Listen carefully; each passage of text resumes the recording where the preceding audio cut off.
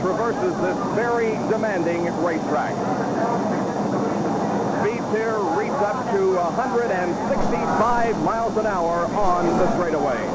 Now, here is the starting lineup for today's Southern 500. I'm Harry again, driver of the Skoal Bandit car number 33. We'll be starting on the pole position for the Southern 500.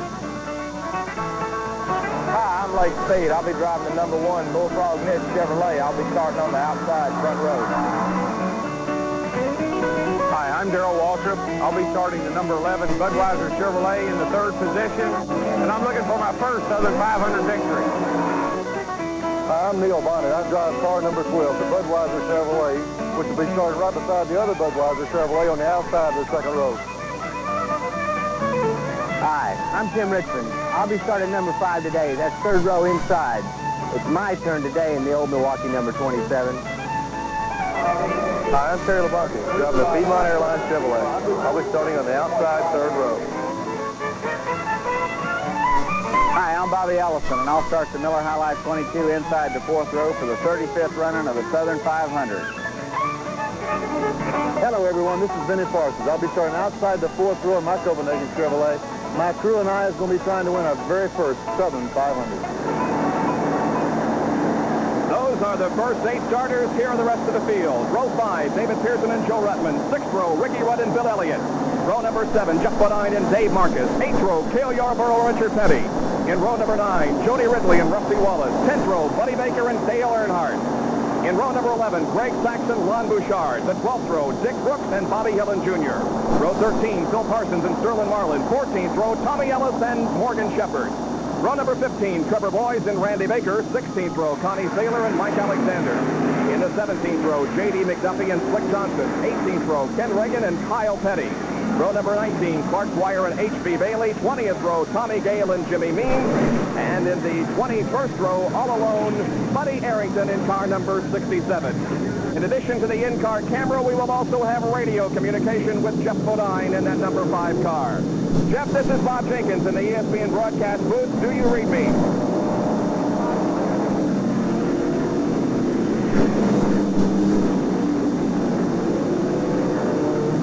Jeff Bodine. First row, all alone, Buddy Arrington in car number 67. In addition to the in-car camera, we will also have radio communication with Jeff Bodine in that number 5 car. Jeff, this is Bob Jenkins in the ESPN broadcast booth. Do you read me?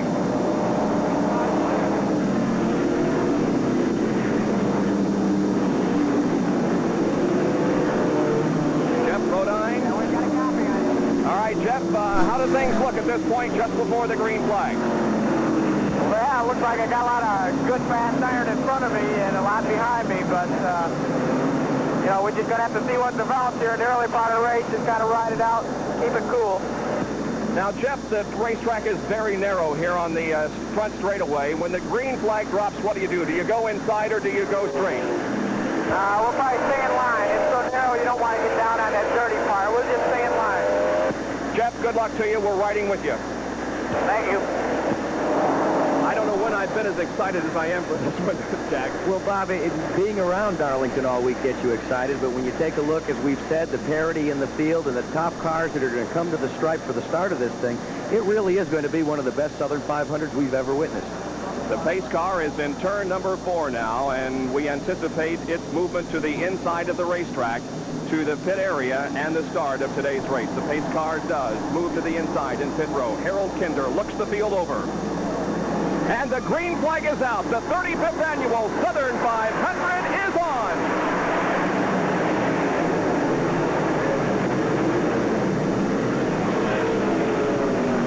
As we said, it's a narrow racetrack, and you can't go very much more than 2 abreast through turns number 1 and 2. The field moves through nicely, though, with no problem. They race down the backstretch for the first time. At the end of the backstretch, it's pole sitter Harry Gant in the lead, followed by Lake Speed, and in 3rd position is Darrell Waltrip, followed by his teammate, Neil Bonnet.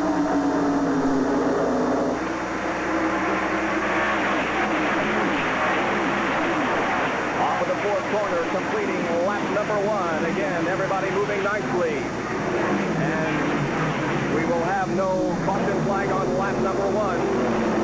Harry Harry Gant continues to lead. Lake Speed is right behind in car number 1 as we go inside the Northwestern Security Life Chevy driven by Jeff Bodine. He's right behind Bill Elliott in the Coors car. And Bob, as you watch that car, as he works behind Bill Elliott, you'll see as he has to go across the grain of the racetrack as he comes out of turn number 1. It'll put him right up against the wall, and there's the shot. Down the straightaway once again, the groove in turns number 3 and 4, a very unusual one. You actually get the left side of the car off of the groove into the apron of the racetrack and then move very high toward the outside of the track. Cale Yarborough is following Jeff Bodine. There is Cale. Cale's not very happy about his race car in the early going. We spoke to him before the start of the race, and they had problems all week. They hope they've sorted them out with the right chassis combination, but we'll have to wait and see. Cale Yarborough looking to the inside, an opportunity to pass, but he sees none at the present time, but he is tucked in right on the back bumper of Jeff Bodine. Bodine right now running in 13th position with Cale Yarborough in 14th spot. I'd have to say that this is a typical Darlington start. The cars got into single file, they'll sort them out, and hopefully we won't see too much activity like we saw in the Trans-South. Look at the air moving over the front part of Cale's car. It's actually moving. Aerodynamics here is just as important as Daytona, Bob, and as you watch the leader come across the stripe, he's got, what, about 2 seconds of separation over Lake Speed, and that's a good run for speed, just like in the spring. Running in 3rd spot is Darrell Waltrip. 4th is Neil Bonnet. 5th place is Tim Richmond. In 6th is David Pearson. 7th, Terry Labonte. 8th is Bobby Allison. 9th is Benny Parsons, and 10th is Joe Redmond. There is Dale Earnhardt in car number 3.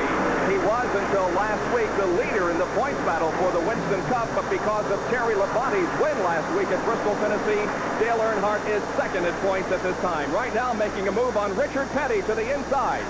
Earnhardt just went downstairs and just slid right by Richard Petty and got back in line, Bob, as they come across the start-finish line. A real nice, clean start to this race. Nobody in trouble at this point. Let's hope we keep it that way and have no serious mishaps here in this Southern 500. Dale Earnhardt from Gallipolis, North Carolina. We have 5 laps completed, and Harry Gant sets the pace as we're once again inside the Northwestern Securities Life car. Bodine is running 13th. We'll be right back.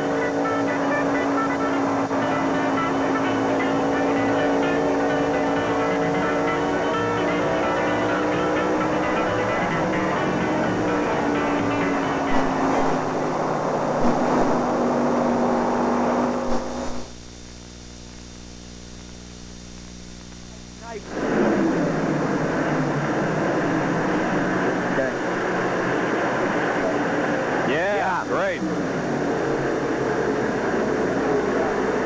right.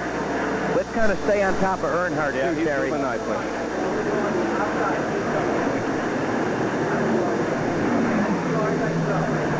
Right behind Jeff.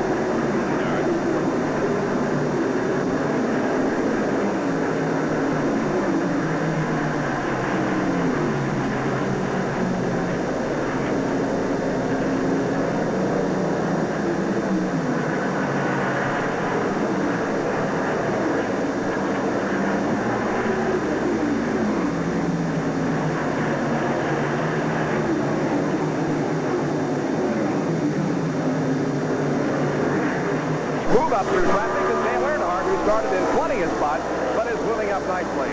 Bob, Earnhardt has just made a tremendous run. He takes them one by one. He's not too quick on his move. He just works the portions of the racetrack where passing is the easiest. And it's been a pleasure to watch him so far in this race. And Harry Gant is doing a fine job setting the early pace here as he is lapping some of the slower traffic already, moving into turn number 1. Harry Gant from Taylorsville, North Carolina, in that Skoll Chevy owned by Hal Edom and Burt Reynolds and Jeep by Travis Carter. Out of turn number 2 and down the backstretch once again. You have to be impressed with the run thus far of Lake Speed. It looks as if he's picked up where he left us in April here at Darlington. He's running solidly in second place. And a lot of the people feel that Lake Speed has a long career in Grand National Racing in that #1 Bullfrog car. Dick Berggren in the pit area with an early observation. Fuel has determined the outcome of about half of the Winston Cup races this year. This is one speedway where fuel probably will not be quite as important as the other. They usually have more yellow flags here at Darlington than in the average race. And when you see a yellow flag here at Darlington, you can anticipate virtually everybody coming in to take on fuel and also fresh tires. That's the situation we'll be watching throughout the Southern 500 as we once again go back inside the Northwestern Securities Life number 5 with Jeff Bodine behind the wheel. One of the cars falling off the pace here in the early going is Darrell Waltrip on number 11. He was in 3rd position but has dropped all the way back to 11th. But Waltrip likes to set a pace. He'll dictate and decide in the pits before the start of the race just how many seconds they want to turn per lap. They do not get concerned if the leaders start to pull away. It may be a rabbit and a hare type deal, but he will not go out and lead a race unless he feels that's the right time to run for 500 laps. And you can see Ricky Rudd trailing Darrell Waltrip. Does not look, as we look across the pit road, doesn't look as if they're too concerned about where he's running. Well, we have seen so many times Darrell Waltrip pace himself, drop back, and look like he was completely out of contention. And all of a sudden, in the late stages of the race, he moves up and does indeed become not only a contender, but in many cases a winner. You can see Ricky Rudd moving to the inside of him at the end of the front straightaway and passing. So Darrell falls back another position, but we at least believe that there is no serious problem with that car. There's Darrell, former Winston Cup champion. One of the things that a lot of these drivers like to do is start this race with what they call a push built into the car. It'd be like driving on snow, going into a corner and trying to turn the car. It wants to go straight. The reason for that is so that when the track begins to slick up from the oil and debris that's left, that the car then starts to loosen up. A lot of times Darrell starts very tight, realizing that there's going to be a lot of debris, a lot of cautions, and they'll be able to gather it up near the end. Up front, it is Harry Gant in the green number 33 and Lake Speed in the green trim number 1 Bullfrog 10 car. And as you indicated, Jack, Lake Speed is doing a fine job staying right up with Harry Gant. Lake has also been very impressive on this racetrack in late model sportsman competition. In the late model sportsman race earlier this weekend, he did well. Fell out, however, with mechanical problems. Last year, during the late model sportsman race, he was right up there with the leaders before falling out. So Lake Speed is staying right up there with Harry Gant in today's Grand National race. That lead serial is beginning to pull away just a tad from 3rd and 4th position. And most of the guys that run in 3rd, 4th, and on back don't like to see that this early in the race. Because if you can let 2 guys get away, then it will create some problems. As Bobby Allison begins to work a battle there, a 4-car battle between Allison and Benny Parsons. And it looks as if Cale Yarborough and Ron Bouchard are right in the hunt as they come across the stripe. Ron Bouchard tucked in right behind Benny Parsons, and right behind Benny Parsons is the number 28 of Cale Yarborough. So a 4-car battle here going on, being led down the backstretch by the number 22 of Bobby Allison, who is in 11th position. So there's 11th, 12th, 13th, and 14th, and Benny Parsons stands on the accelerator, dives to the inside in turn 3 and picks up the spot. Benny Parsons moves into 11th position. Well, Benny at least is having a better run than he had in the springtime. He's been able to put a few laps under the boards, and he was really embarrassed when he crashed that car early on in the race. There's no question that he has something to prove in the Copenhagen car today. Well, he was in trouble early in the race last time, but this time is moving very nicely here in the first 18 laps of the Southern 500 from Darlington, South Carolina. Thousands of race fans have been here since the racing activity began on Wednesday, and a tremendous crowd on hand. And Jeff Bodine, as we go back inside his car into turn number 1, battling with not only the faster cars in front of him, but the slower cars to the inside of him. He's right behind Cale Yarborough. And here's a good indication of just how tough traffic is. As you come across the start-finish line, you go into turn 1, you see how you get a push going into the 1, and you've got to get downstairs to keep the car under control, and you come right across the racetrack. There he is, Jeff Bodine, formerly from Chemung, New York, now making his home in Pleasant Garden, North Carolina. They race down the backstretch. 20 laps have been completed. 367 will make up this 500-mile race here at Darlington. There are the leaders, Harry Gant and Lake Speed. They have quite a bit of racetrack between themselves and the third place car, which is currently driven by Neil Bonnet. Well, of course, the place to start in any Grand National race is on the pole. We asked him about that. Does starting on the pole pump up the team? Well, I think so, probably. It makes it harder on the driver then because they know you got the fastest car, so you got to win the race. Harry Gant, a four-time winner on the Winston Cup circuit. His last win coming at Pocono, Pennsylvania in July of this year, a race that we telecast on ESPN. So we'll be back with more live activity from Darlington, South Carolina, and the Southern 500 in just a moment.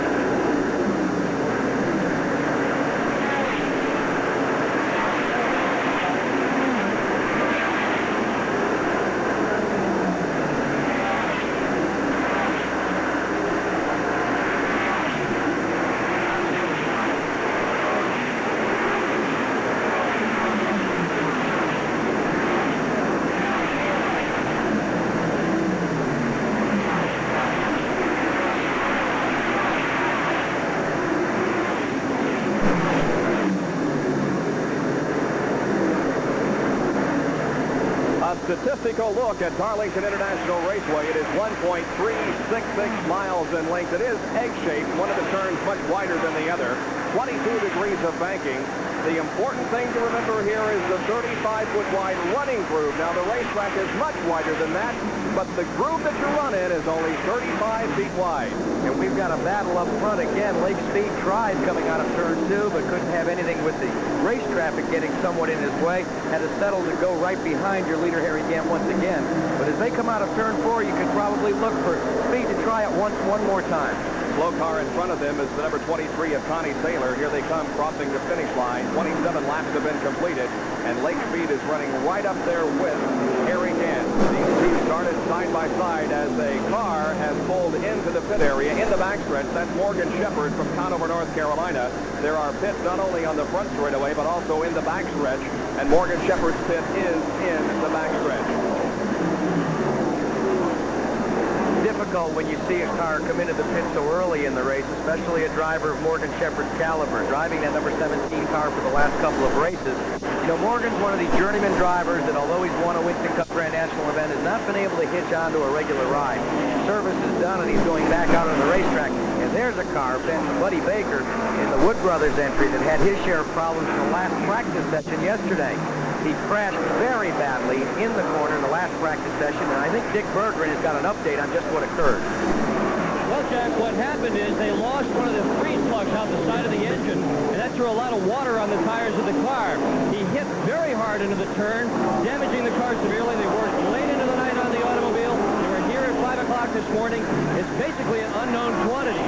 Baker is thoroughly bruised. He looks like he's been in a street brawl and lost. He's got bruises all over. He says that out of a scale of 0 to 10, he feels like about a 3 today. So this is a team we're going to keep an eye on.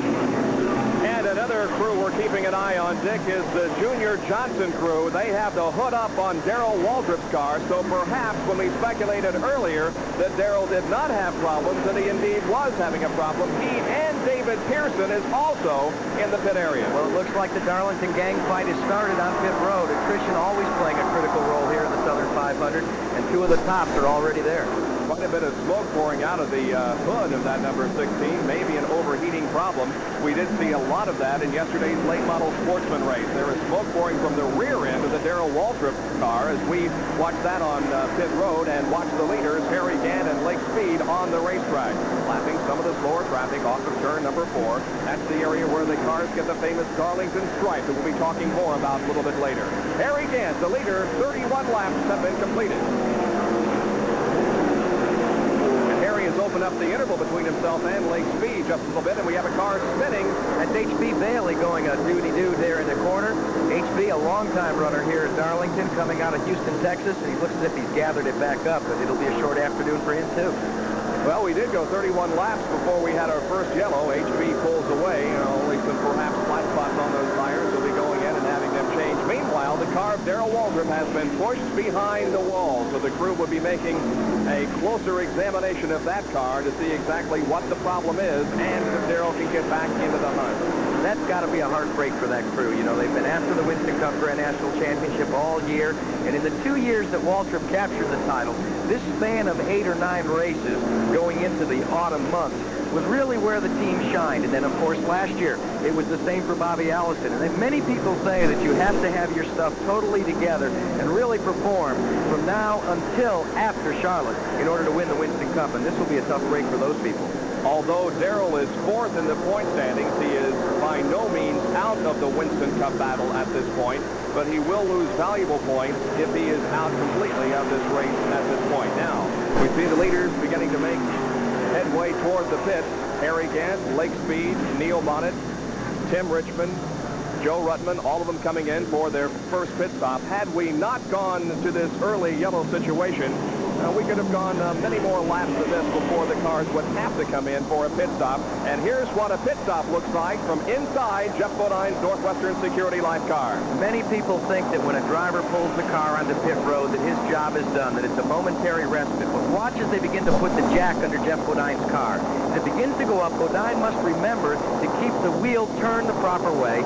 He has to take a quick drink of water, all the time keeping his foot on the brake and the clutch to press. They give him a quick change of right side tires, and now we'll have to see if they're going to go to the left side. They do, so that's going to add additional problems for Bodine as far as getting the jack back around, and Bodine will be completing his stop very shortly. Let's go down to Dick Bergeron, who can tell us more about what's wrong with Darrell Waltrip.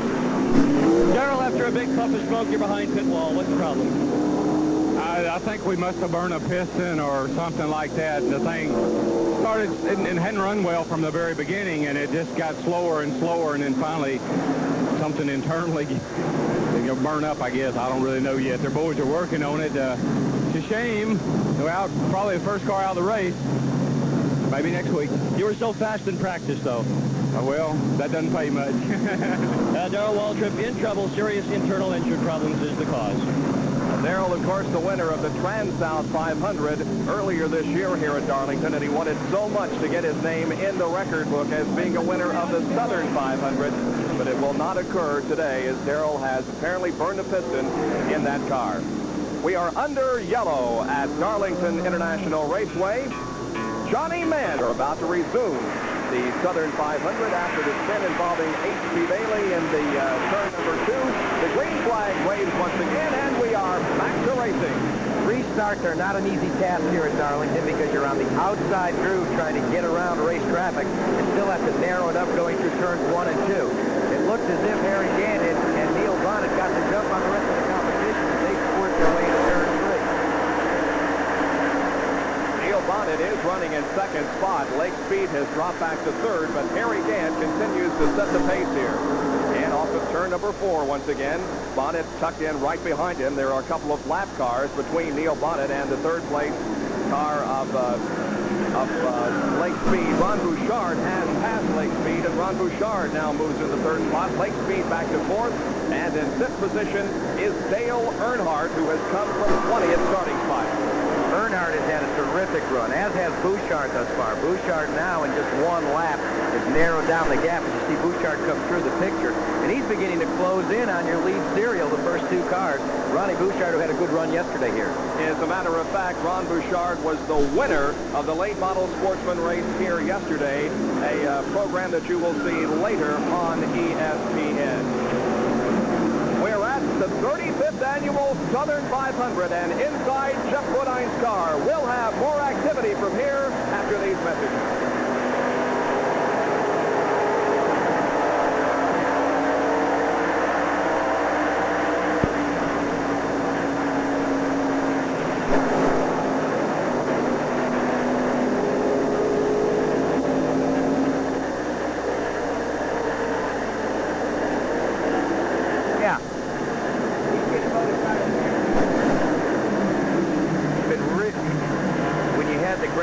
He was real loose, almost lost it. Yeah. Yeah, he's loose.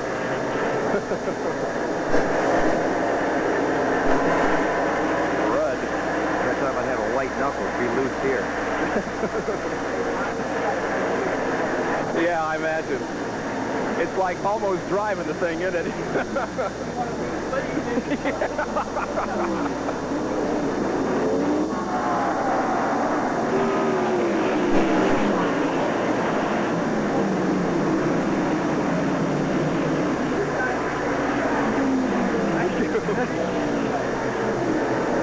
I can talk with a British accent if you like.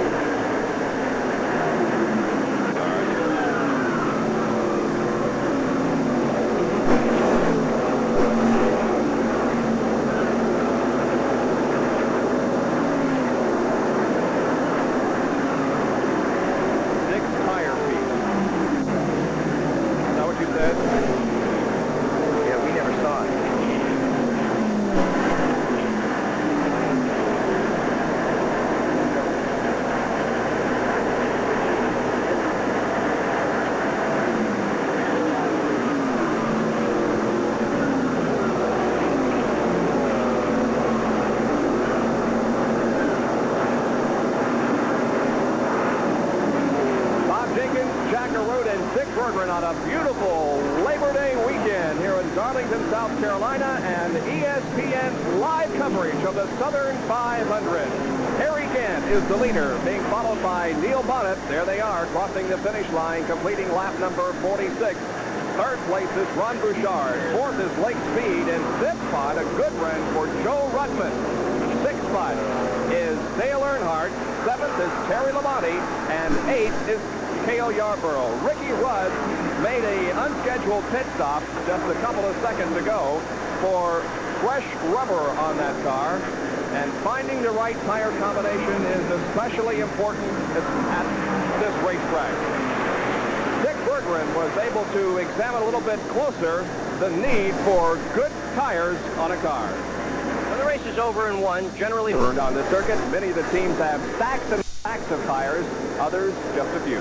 Well, to amplify on the tire story that Dick did, some of those have-not teams get an added bonus at a place like Darlington because the have teams give scuff tires used for a couple of laps, become the hot setup.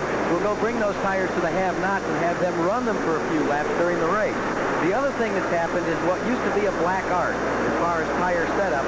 Now some of the top teams have taken it kind of like the KGB or the CIA with little black books to try and decode what Goodyear used to tell you what day and who made the specific tire that you're using. So it's become very critical here in Grand National. Watching Ron Bouchard in car number 47, who is running third in this race, and he is involved in a battle. Right behind him is the next car driven by Lake Speed, and then right behind Lake is Joe Rudman at number 98. So this is the battle for third, fourth, and fifth position. The last car of Greg Sachs, number 51, is also in there.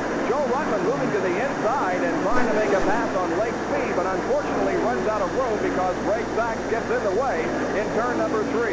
You know, you talk about getting in the way. Traffic can play a critical role here. We've talked about it already, and that's exactly what happened to Ricky Rudd. That forced pit stop was for to change a tire that went down, not due to a problem on the racetrack, but when he got into another car, some of the traffic, and he cut a tire down. There's the average speed of the race with 52 laps completed, 128.732 miles an hour. Continues to lead the race with Neil Bonnet running in second spot. And to update you once again, Neil Bonnet's teammate, Darrell Waltrip, is out of the race with a burned piston, apparently. That car has been behind the pit wall now for several laps. How'd you like to carry the weight of a two-car team solely upon your shoulders? That's the case with Neil Bonnet this afternoon. Bonnet, who's been maligned and in often cases been the victim of a lot of rumors as far as what he's going to do or where he's going to go since he went to Engel Hollow and the Johnson Hodgson Racing team. But when you talk to Neil Bonnet, he's very happy where he's at. He said, look, we know we're out of the Winston Cup points chase, but we've finished with our experimentation and we're going to take the rest of the season to try and win races. And thus far, his performance in the Southern 500 seems to bear that statement out, running as strong as he is. We've had 12 different winners on the Winston Cup Grand National Tour for 1984, but Neil Bonnet is not one of them, and he's certainly a good candidate for winner number 13. Here's this battle for fourth spot continuing. Blake Speed and Joe Ruttman. Ruttman also one of those who's had a very difficult weekend. They have only one engine for that car, and they've had to practice with it, qualify with it, and now race with it, but he's doing well. Well, the controversy preceded Ruttman's appearance here. A local paper in the Carolinas had a published report that Joe Ruttman had been fired from the machine early in the week. But when the car arrived, Joe Ruttman was at the wheel of the number 98. But he is the victim of a lot of speculation, and the rumor mill begins to grind at full tilt here at the end of the season as to who will be in what in 1985. Well, there have been a lot of speculations and a lot of comments as to who's going to do what for 1985. We'll be commenting more on that situation as we move throughout the afternoon. As Joe Ruttman now makes a move on Lake Speed in turn number 4. Nice move by Joe Ruttman to the inside, and Ruttman moves himself into fourth spot. Terry Labonte now is right on the back bumper of Lake Speed, looking for the opportunity to pass Lake. It's almost as if Terry Labonte can sense the fact that Darrell Waltrip has dropped out of the hunt, and most likely it will severely affect his point standings in the chase for the Winston Cup. Labonte, who's the current leader, looking for his first Winston title, and he's going to have to run very strongly here, but this has always been a good place for Terry. He won his first race ever there. There is Lake Speed in car number 1 as we have a car moving slowly on the racetrack up in turn number 4. We'll keep our eye on that while we continue to watch this battle for position between Lake Speed and Terry Labonte. And that will be a tough break because going into the garage area is another driver that was looking for the Winston Cup point standings. That's Dale Earnhardt, car number 3. Looks like an early afternoon for him as well. He was running in 7th position when the problem occurred. He has pulled the car to the garage area. That does not mean he's out of the race, but it does mean that there is a serious problem with that car that the crew will have to examine further. Dale Earnhardt from Kannapolis, North Carolina, second in Winston Cup points at this time, with just a few behind Terry Labonte. And we have a crash. Sterling Marlin has hit the wall hard coming out of turn 2, and he's coasting to the outside, and there you see the caution being displayed to the field. Our second caution of the afternoon. Sterling Marlin, number 95, Sterling from Columbia, Tennessee. He did make contact with the wall, but the car continues to run. He'll be moving into the pit area, but the caution is out once again, and the car's slow. Behind the pace car that will be coming out, Harry Gant continues to be in the lead, but now the interval between himself and second place, Neil Bonnet, will close up. I would have to say that the way things are unfolding right now, Bob, this is a typical Southern 500. Run some green laps, have a brief caution, someone smacks the wall, and then get back to racing. I think we may just very well see a Southern 500 that's typical of here at Darlington Raceway. 59 laps complete. Gant as the leader. We'll be back with more of the Southern 500.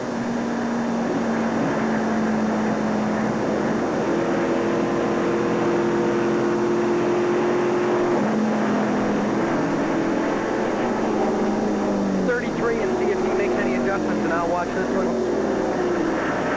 That might be a nice contrast.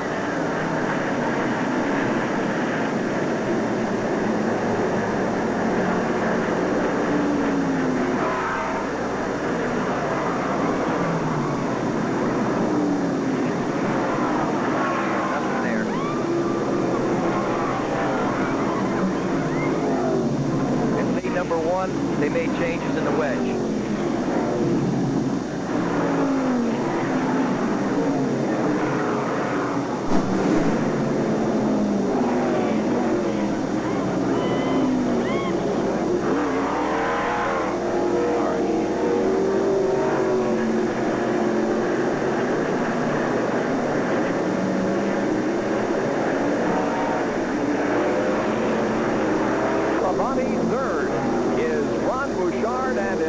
Position is Harry Gant. All the leaders came in for a pit stop during this caution period, brought out by an incident involving the number 95 of Sterling Marlin out on the backstretch.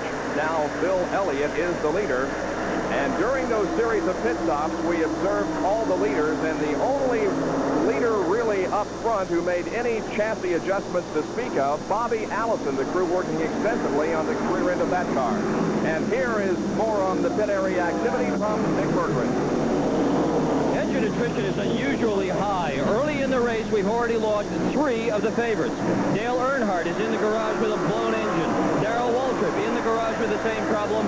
And the guy who's won the most races of anybody here at Darlington, David Pearson, is out with a blown engine. Obviously, the heat is having an effect on these cars this afternoon. Well, Dick, you certainly are no better one to speak of the heat. Is it unbearable down in the pit area in that hot sun? Yeah, it's pretty close, Bob. We had a thermometer down here a little while ago, and it's a little bit over 100 degrees in the pit area itself, which means that inside the cars it's about 130, between 130 and 150 degrees. It's not comfortable, I'll guarantee you that. We had a thermometer in Jeff Bodine's car before the race began, and just sitting in the sun without the engine running, it was 104, so I'm sure it is up in the 130s now. And Dick, as you know, when you mix the heat and the humidity with the fumes that come out of these cars, when you're running in the traffic here as a race car driver, it can take its toll on you. You can begin to have some problems with fatigue, and that leads to mental lapses, which then leads to caution flags and crashes. Yeah, and most of the drivers, Jack, have done something special today to try to keep cool. Incidentally, nobody has worked harder at it than Bobby Allison. He has a fan on the floor. They vented an air line from the front of the car up through the steering column, which blows on him, and he's also got one of those air-conditioned helmets.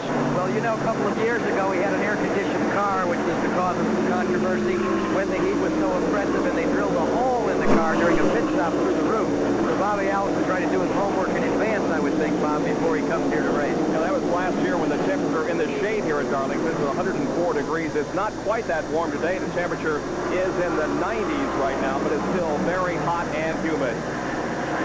Bill Elliott is the leader of the race with Terry Labonte right behind him in second spot, and in third place now is Harry Gant, who by far has shown the most in terms of speed here in the first 69 laps of the race. Terry Labonte moving inside, picking up the groove in turn number 1 and passing Bill Elliott. Elliott gets high on the racetrack and allows Harry Gant to slip underneath also. Now Gant and Elliott run side by side out of turn 2 and down the backstretch, while Terry Labonte sets off in the lead. Harry Gant is going to look for the advantage going into 4. He gets it. You can see he gets about 2 car lengths as they sail it in that turn 3 and 4 area.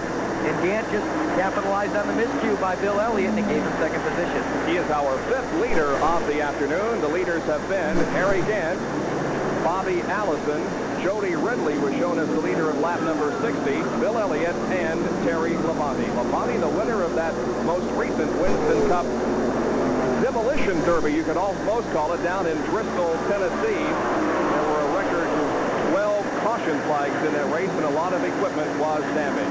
We're back inside the Jeff Bodine Northwestern Security Life Insurance car. Here is comment from Jeff. We're all staying together. We're very happy. We work well together. Harry Hyde and myself get along great. And we've got a good communications going between us. Rick Hendrick, I don't believe there's any better car owner in the business right now. The All-Star race team, I don't believe there's any better race team formed right now in Grand National Racing any better than what we've got. So we're real happy to be here, and Northwestern Superior Life will be back with us again next year, and we're happy about that. I think that'll give us a big boost for next season and a slight advantage over some of the teams that might be changing.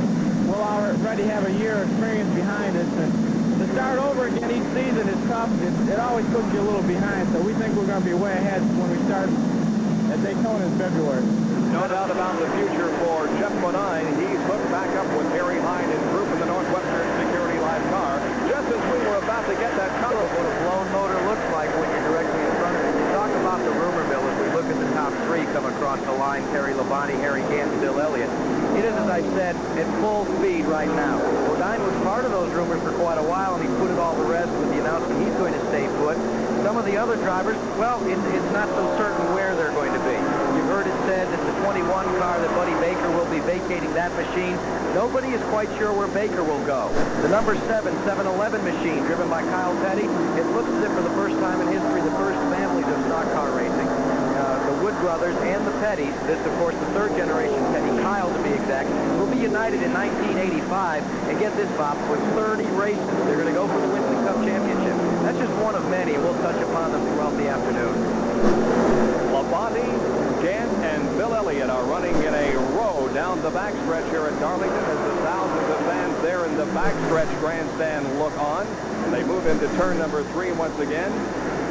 Darlington has always been special to Terry Labonte. He came here in his rookie year and set the world on its ear, so to speak, having such a fine top finish in the Southern 500. He was just a youngster from Corpus Christi, Texas that had run some races, and Billy Hagan had seen him run the short tracks and brought him here to drive the number 44. Then he comes back the following year, his sophomore year, and won the exciting Southern 500, besting David Pearson, who was looking for his Southern 500 victory. And Labonte has always run well here. So much so, he's very superstitious, too. You know, for 4 straight years, he wore the same driving suit here in the Southern 500 that he wore when he was victorious. Well, Labonte has won 3 times on the Winston Cup Trail. His most recent win just last weekend at Bristol, Tennessee. Last year here at Darlington in the Southern 500, he was 5th. And in the spring race, the Trans-South 500 here at Darlington, he wound up in 2nd position. Labonte and Harry Gant are 1st and 2nd in the Southern 500. Well, we've been talking about the heat. How about this? Fonty Flock averaged 74 miles an hour in his Bermuda Shorts victory in 1952. Buck Baker had 3 Southern 500 victories in today's race.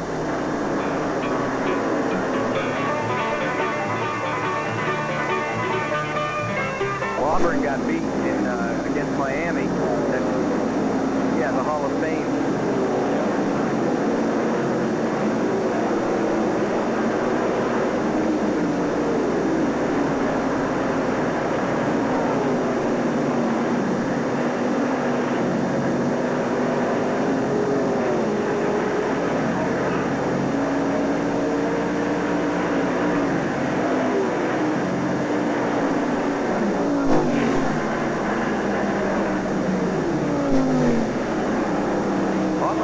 Number 1 preseason, weren't they?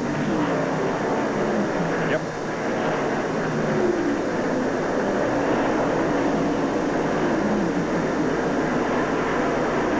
Okay. You can tell Larry having a wonderful time. Wish he was here. Yes. Glad we're not there. Exactly.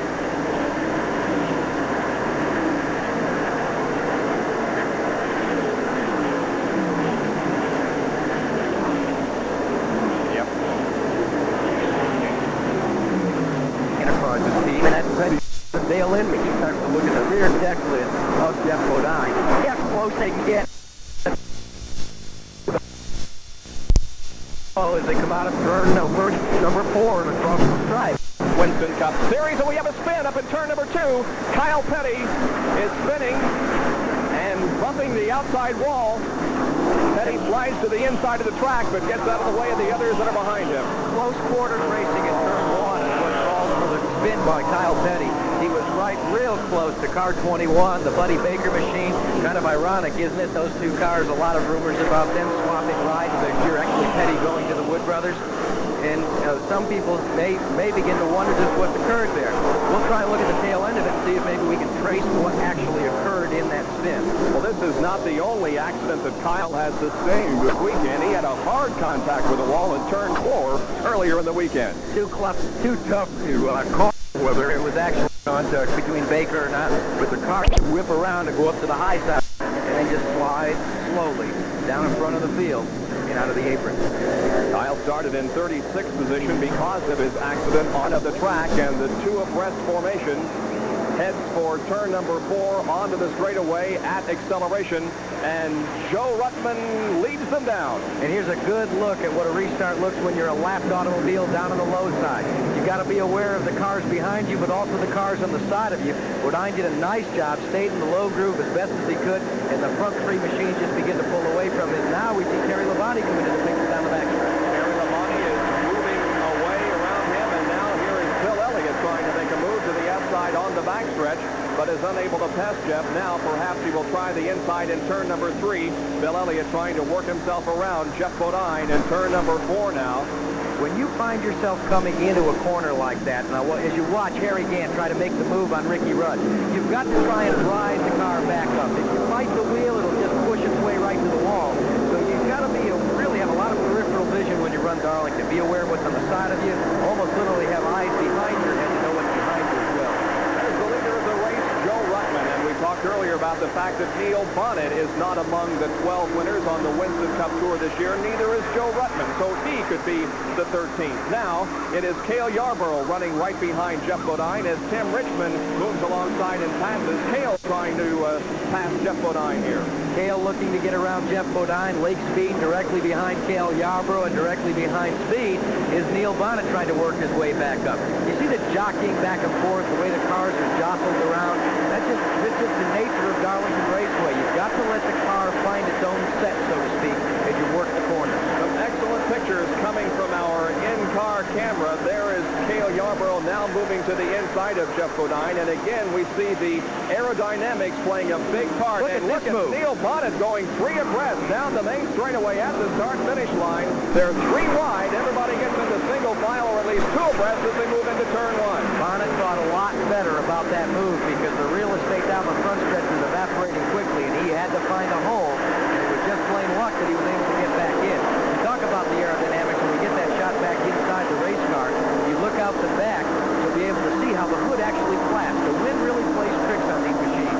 Cale Yarborough running in 6th spot, and Neil Bonnet right behind in 7th spot. Bobby Allison has not been real competitive at this point. Here is Dick Corcoran with the crew chief on the Allison car, Gary Nelson. Gary, what's the problem with the car? Well, we don't know exactly what's wrong with it. We're trying to find out. We're working on the chassis, trying to get it to handle better. It's definitely not fast enough to keep up now, but if we can stay in the lead lap and get a couple of cautions, hopefully we can get it fixed. What are your chances of being able to straighten it out? Is this serious, or do you think it's something you can fix? Well, it's serious the way the car's running now. It's probably something minor, but we just haven't been able to put our finger on it yet. That's Bobby Allison's crew chief, Gary Nelson. Bobby is running in 16th position, but he is in the lead lap. And we have a new leader up front as Harry Gant has passed Joe Ruttman, and Gant has moved himself back into the lead. And Jack, that car looks very strong. That Chevy driven by Harry Gant. It's been an effortless run thus far, but the battle has been in the back of the field, actually for 4th, 5th, and 6th position. Cale Yarborough, Neil Bonnet, Lake Speed, they're just battling their way back up to the front, and they're trying to catch Tim Richmond, who's presently posted in that 5th position. That's the 6th, 7th, and 8th place cars right now. Cale Yarborough, Neil Bonnet, and Lake Speed. 107 laps have been completed, so we're a little over 100 miles into the race. Actually, we're nearing the 200-mile mark. 146 laps will make up 200 miles. The 500 is 367 laps in length.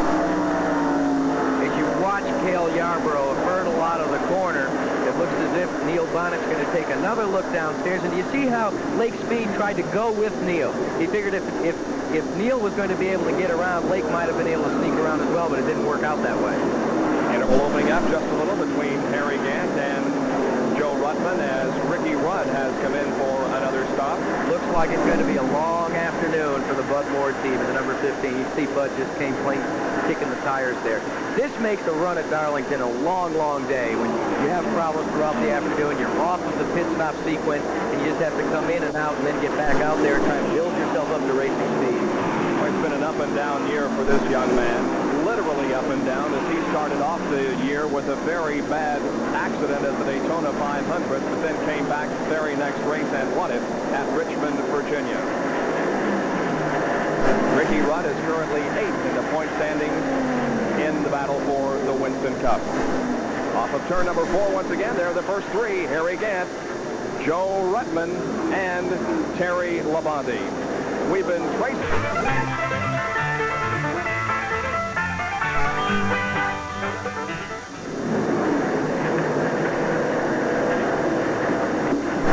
Terry, are you getting the kind of stuff from me you want? Okay. Me too. Well, I'm just excited.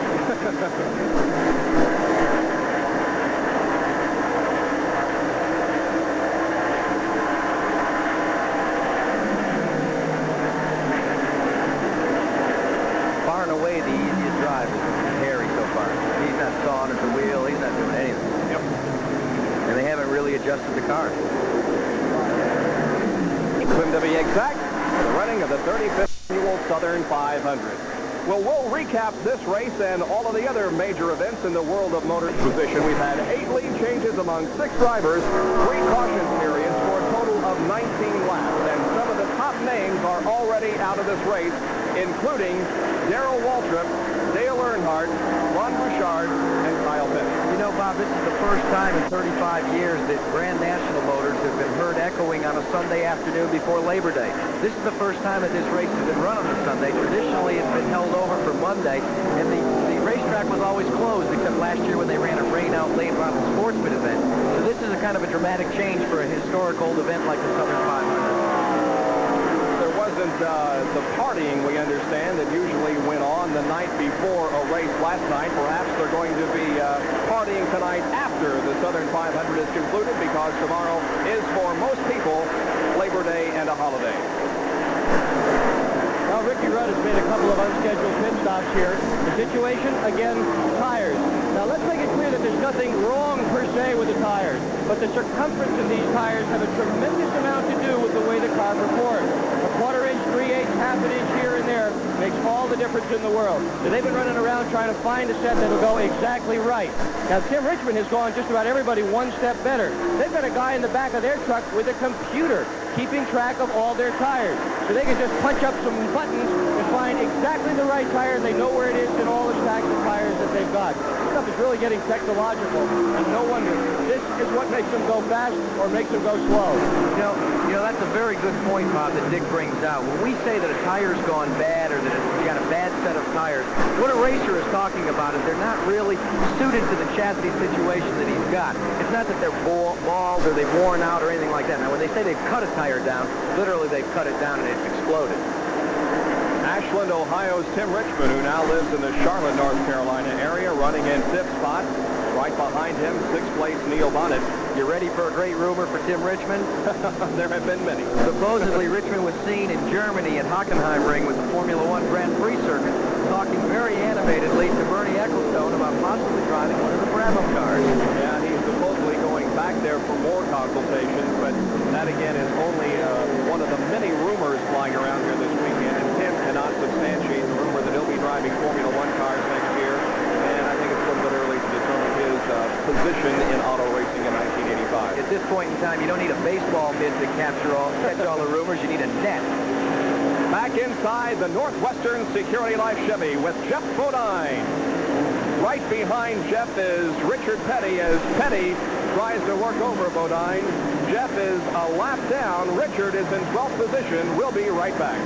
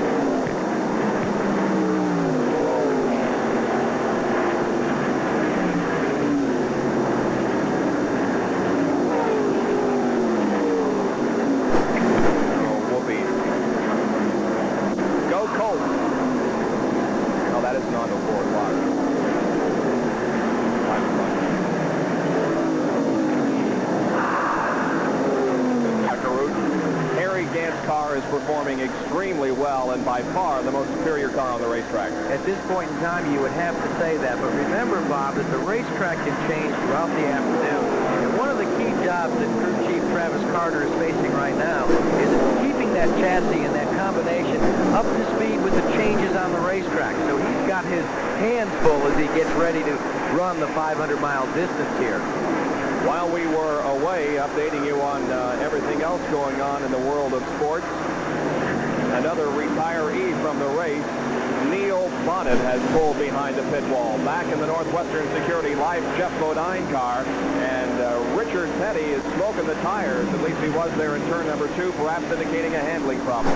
Looks as if something is definitely wrong with the car. There you can see he gets hit by Tommy Ellis, and now the whole back end is just filled with smoke. So it's tout fini for Richard Petty right now. That was probably more than just a handling problem. Looks like it could be an engine problem. Richard Petty was running 11th. He pulls immediately behind the pit wall, and we add another one to our attrition charge. Attrition is going to play a critical role today. There's no question about it. We're going to have a yellow here, probably because of the possibility of oil up in the 3rd and 4th turns being put down by the Richard Petty cars. So the pace car has its lights on, is just about to pull onto the racetrack ahead of Harry Gant. We can anticipate Gant and the other leaders, including Joe Ruttman, Terry Lamotti, Bill Elliott, and Tim Richmond, to come in for a pit stop. There is Harry Gant on the 500-mile distance. Changing tires all around on the Gold Bandit Chevy of Harry Gant in the Joe Weatherly Museum just outside the main gates of Darlington International Raceway, the first super speedway built for Grand National cars. But there were super speedways and there were successful drivers long before anyone ever heard of Richard Petty or Darlington. Larry Newber, who is in Mid-Ohio this weekend covering the IndyCar race, made these observations recently while we were in Michigan. About a month ago, old Richard Petty got an awful lot of headlines when he won his 200th Grand National stock car race. Yeah, but when you think about it, shucks, tweren't much. After all, there were a lot of... I got in a smash up over there a little while ago, and not really that bad, but anyhow, I messed around and had a hole in the radiator. And the car kept running hot and stuff, and then I guess it finally ran out of water and finally blew the engine, but it blew it good. Is this looking like a race of survival to you at this point? Yeah, this looks like Darlington 10, 12 years ago when all you had to do was have 4 wheels on the car when it was over with, and you're just going to finish in the first 4 or 5. And the way it started off today, that's the way it looks like it's going to be again. And Richard Petty will not be one of those 4 or 5. Richard Petty recently winning 200 career victories in NASCAR. The top 5, Bill Elliott, the leader now. Harry Gant second, Joe Ruttman third, Terry Lamotti fourth, and Tim Richmond is running fifth with 139 laps completed. Well, a lap and a lack. We did some more checking after doing some extensive research on this Diocles piece, and we found out that he was not the most winningest chariot driver of all time. In fact, he was number 4 on the all-time win list. The leader is Pompeius Luskosis, who won 3,559 chariot races. 200. I just don't think that's so great anymore. But, you know, the interesting thing, too, when you talk about Diocles, as we found out in our research, is that he also, there were sanctioning bodies in those days, and there were 4 different sanctioning bodies. They were highly competitive, just like they are now. Diocles managed to race for all 4 of them. It'd be like a guy doing kart, USAC, NASCAR, and ASA, and maybe World of Outlaws. Well, Larry would like to thank several people who helped him research this material, among them John Snyder and Larry's parents, who are watching this afternoon in Toledo, Ohio. This race and the race that Larry is at Mid-Ohio. Look at that battle for 5th and 6th position, Lake Speed and Tim Richmond. Richmond said at the beginning of the broadcast he thought this year the Southern 500 was going to be his. He got the old Milwaukee car running fairly well, as does Lake Speed in the number 1, but they're going to have to make up some time. As they hurdle out of turn number 4, you can see how close they run across the stripe. And Speed will check his mirror constantly to just take a good indication of where Tim Richmond will be. And that smoke, don't be concerned about that kind of smoke as they go into the corner, especially if they're down on the low side. That's just tire smoke as the wheels start to break loose just a tad. Tim Richmond is 12th in point standings right now, and he really has not had a good year, although he has won a Winston Cup race this year. His victory coming at North Wilkesboro in April. He, of course, the 1980 Indy 500 Rookie of the Year, but has been running Grand National races full-time since 1981. Well, let's take a look at the Winston Cup point standings. Bob Terry Labonte out front with 31.43, and right behind him is Dale Earnhardt. Now, Earnhardt is already out of this race. Bill Elliott running up front today with 3,084, and then as we go further back, you can see just how close things are. But some of the top point leaders are already retired. Bobby Allison, Neil Bonnet, Ricky Rudd having a problem, Ron Bouchard out, and Richard Petty. This will dramatically change the point standings as we head into the final few races of the season. And I think you'll see the closest point race that we've seen in history of NASCAR.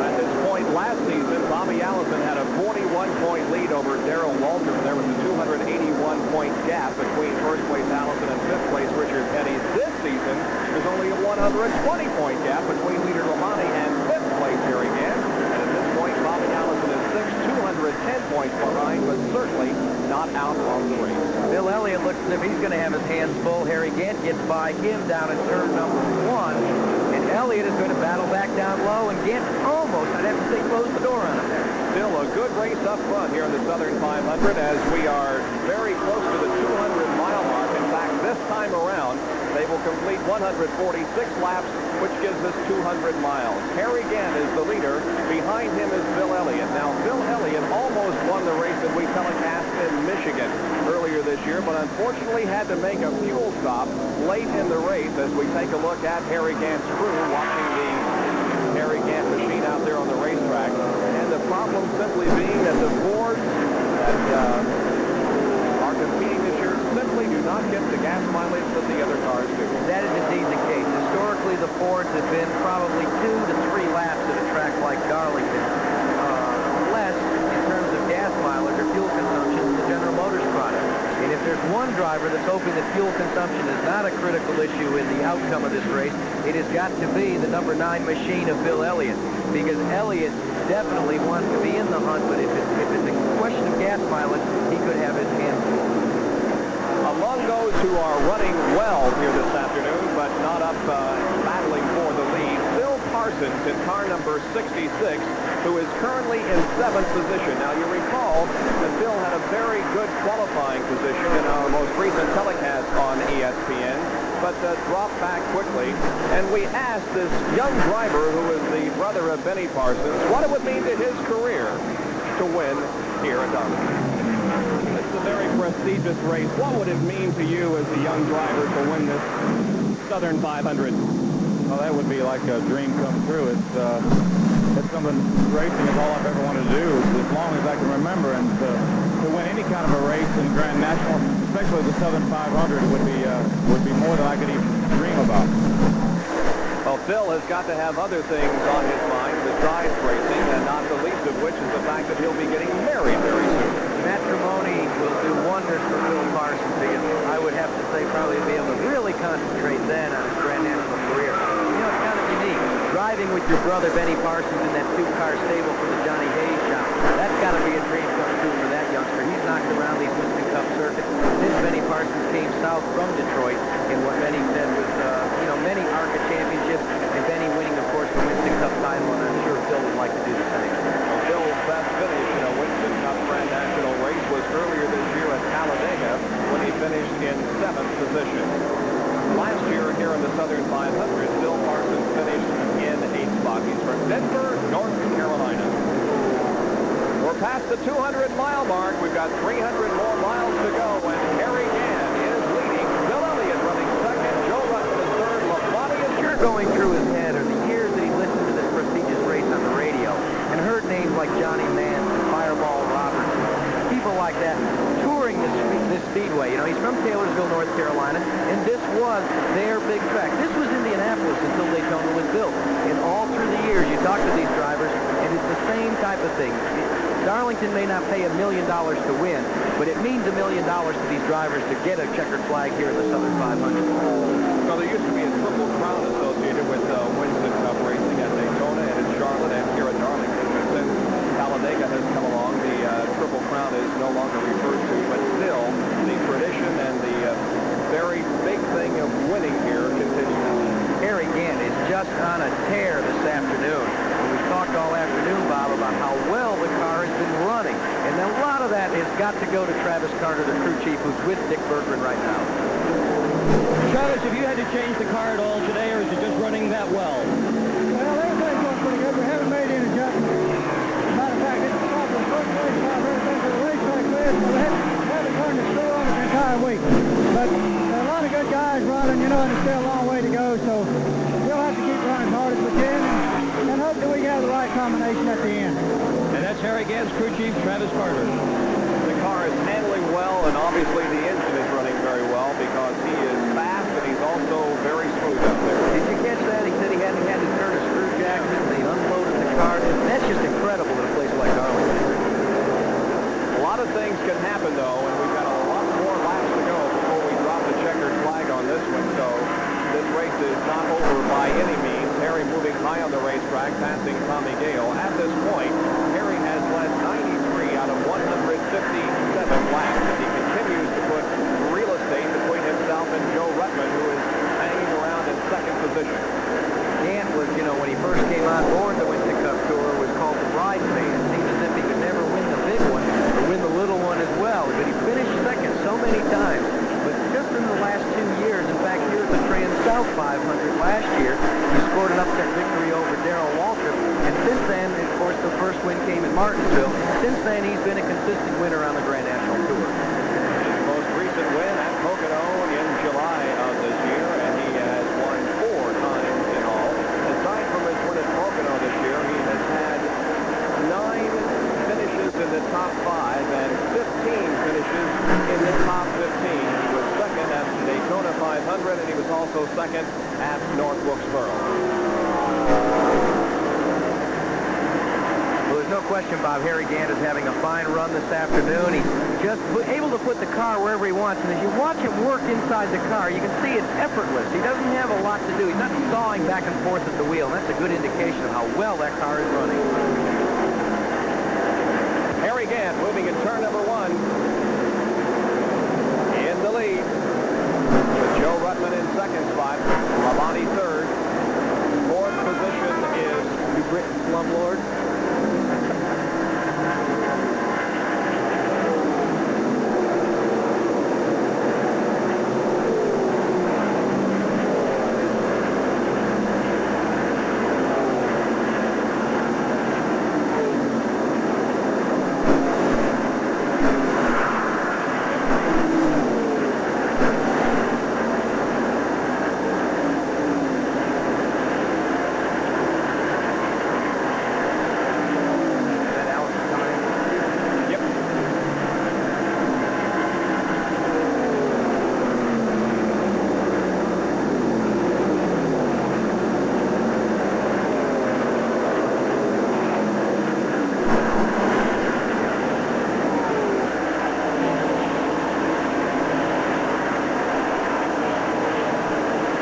Darlington, where Bobby Allison continues to have problems. He's come in for another set of tires on the left side of the car, but it's a quick stop, and Bobby Allison moves back out of the racetrack under green with 165 laps completion.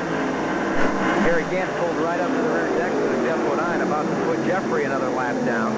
Bodine not having a good run this afternoon, Bob. It's too bad, but there's a good shot of the leader from the way a lapped car, or a car that's about to be lapped, looks at it. Well, Jeff Bodine lost 1 lap earlier in the race when he made an unscheduled pit stop, and this will put him 2 laps down. There goes Harry to the inside in turn number 4, and Jeff Bodine now 2 laps down to the field, and he is running in 14th position.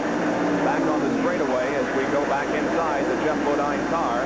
Watch him move into turn number 1. Watch how the left side of the car gets off of the groove just for a moment down onto the apron, but then moves high onto the racetrack. You see how Harry Gant is just, it looks as if maybe the car is just a tad loose right now. You can see some tire smoke as we looked at it from Jeff Bodine's point of view. And that could be that the racetrack's beginning to change, and some adjustments will have to be made by Travis Carter in that next pit stop.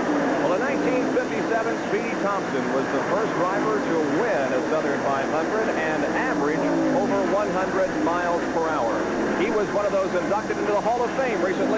In the stock cars, it was obvious to me that he was very good. He could have been a very good stock car driver as well as a modified driver. As a matter of fact, I felt like he was about as good a driver as there was, and possibly better than most. And so since we lived in the same town, we eventually got hooked up, and and run together. We probably would have run together a lot more earlier if I had liked him personally. Then I finally got to know him. Parvo was a loner, and unfortunately, so am I, and we did not get along the best. But then,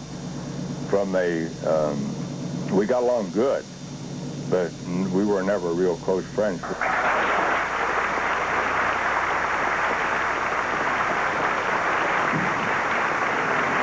While the ceremony was simple, the family of Speedy Thompson and Smokey Unick himself radiated the honor bestowed upon them. And fellow Hall of Famers were delighted to now call the two part of their own.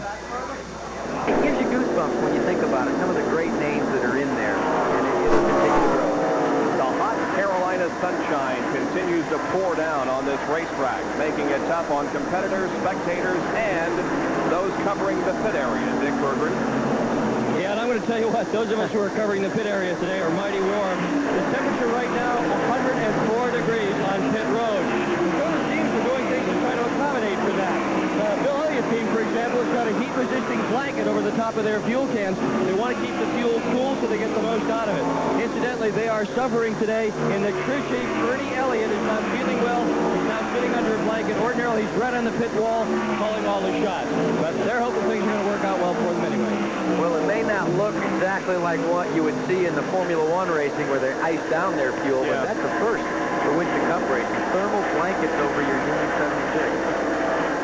Harry Gant leads. Here is second, third, and fourth position. Bobby Allison is running at the head of this line, but he is one lap down. Joe Ruttman is still second with Lake Speed third. Bill Elliott is running fourth, and Terry Labonte now is in fifth position as Lake Speed goes underneath Bobby Allison in the back. Michigan, in fact, he has a lot of property still up in Wisconsin. You talk about Neil Bonnet, though. Now to think about this one, he has a 100-mile-an-hour plus bass boat that he uses to go fishing. I don't think I'd want to be in the fish hooked by Neil Bonnet. I don't think so either. We have 11 cars on the lead lap. Harry Gant is the leader. Second is Joe Ruttman. Third is Lake Speed. Fourth, Bill Elliott. Fifth is Terry Labonte. Sixth is Tim Richmond. Seventh is Buddy Baker. Eighth is the number 28 of Cale Yarborough. Ninth is Rusty Wallace in a good run. 10th is Phil Parsons. 11th is Jody Ridley. And 12th position, losing a lap just a couple of seconds ago, Dick Brooks, and then Benny Parsons is in 13th spot, also a lap down. There's Dave Marcus, car number 75. And you can see that there are problems beginning to develop on the 33 car. Not terminal problems, not anything that can't be adjusted in the next pit stop. Remember we said they hadn't turned a screw jack, they hadn't adjusted the weight at all during the week or during the race.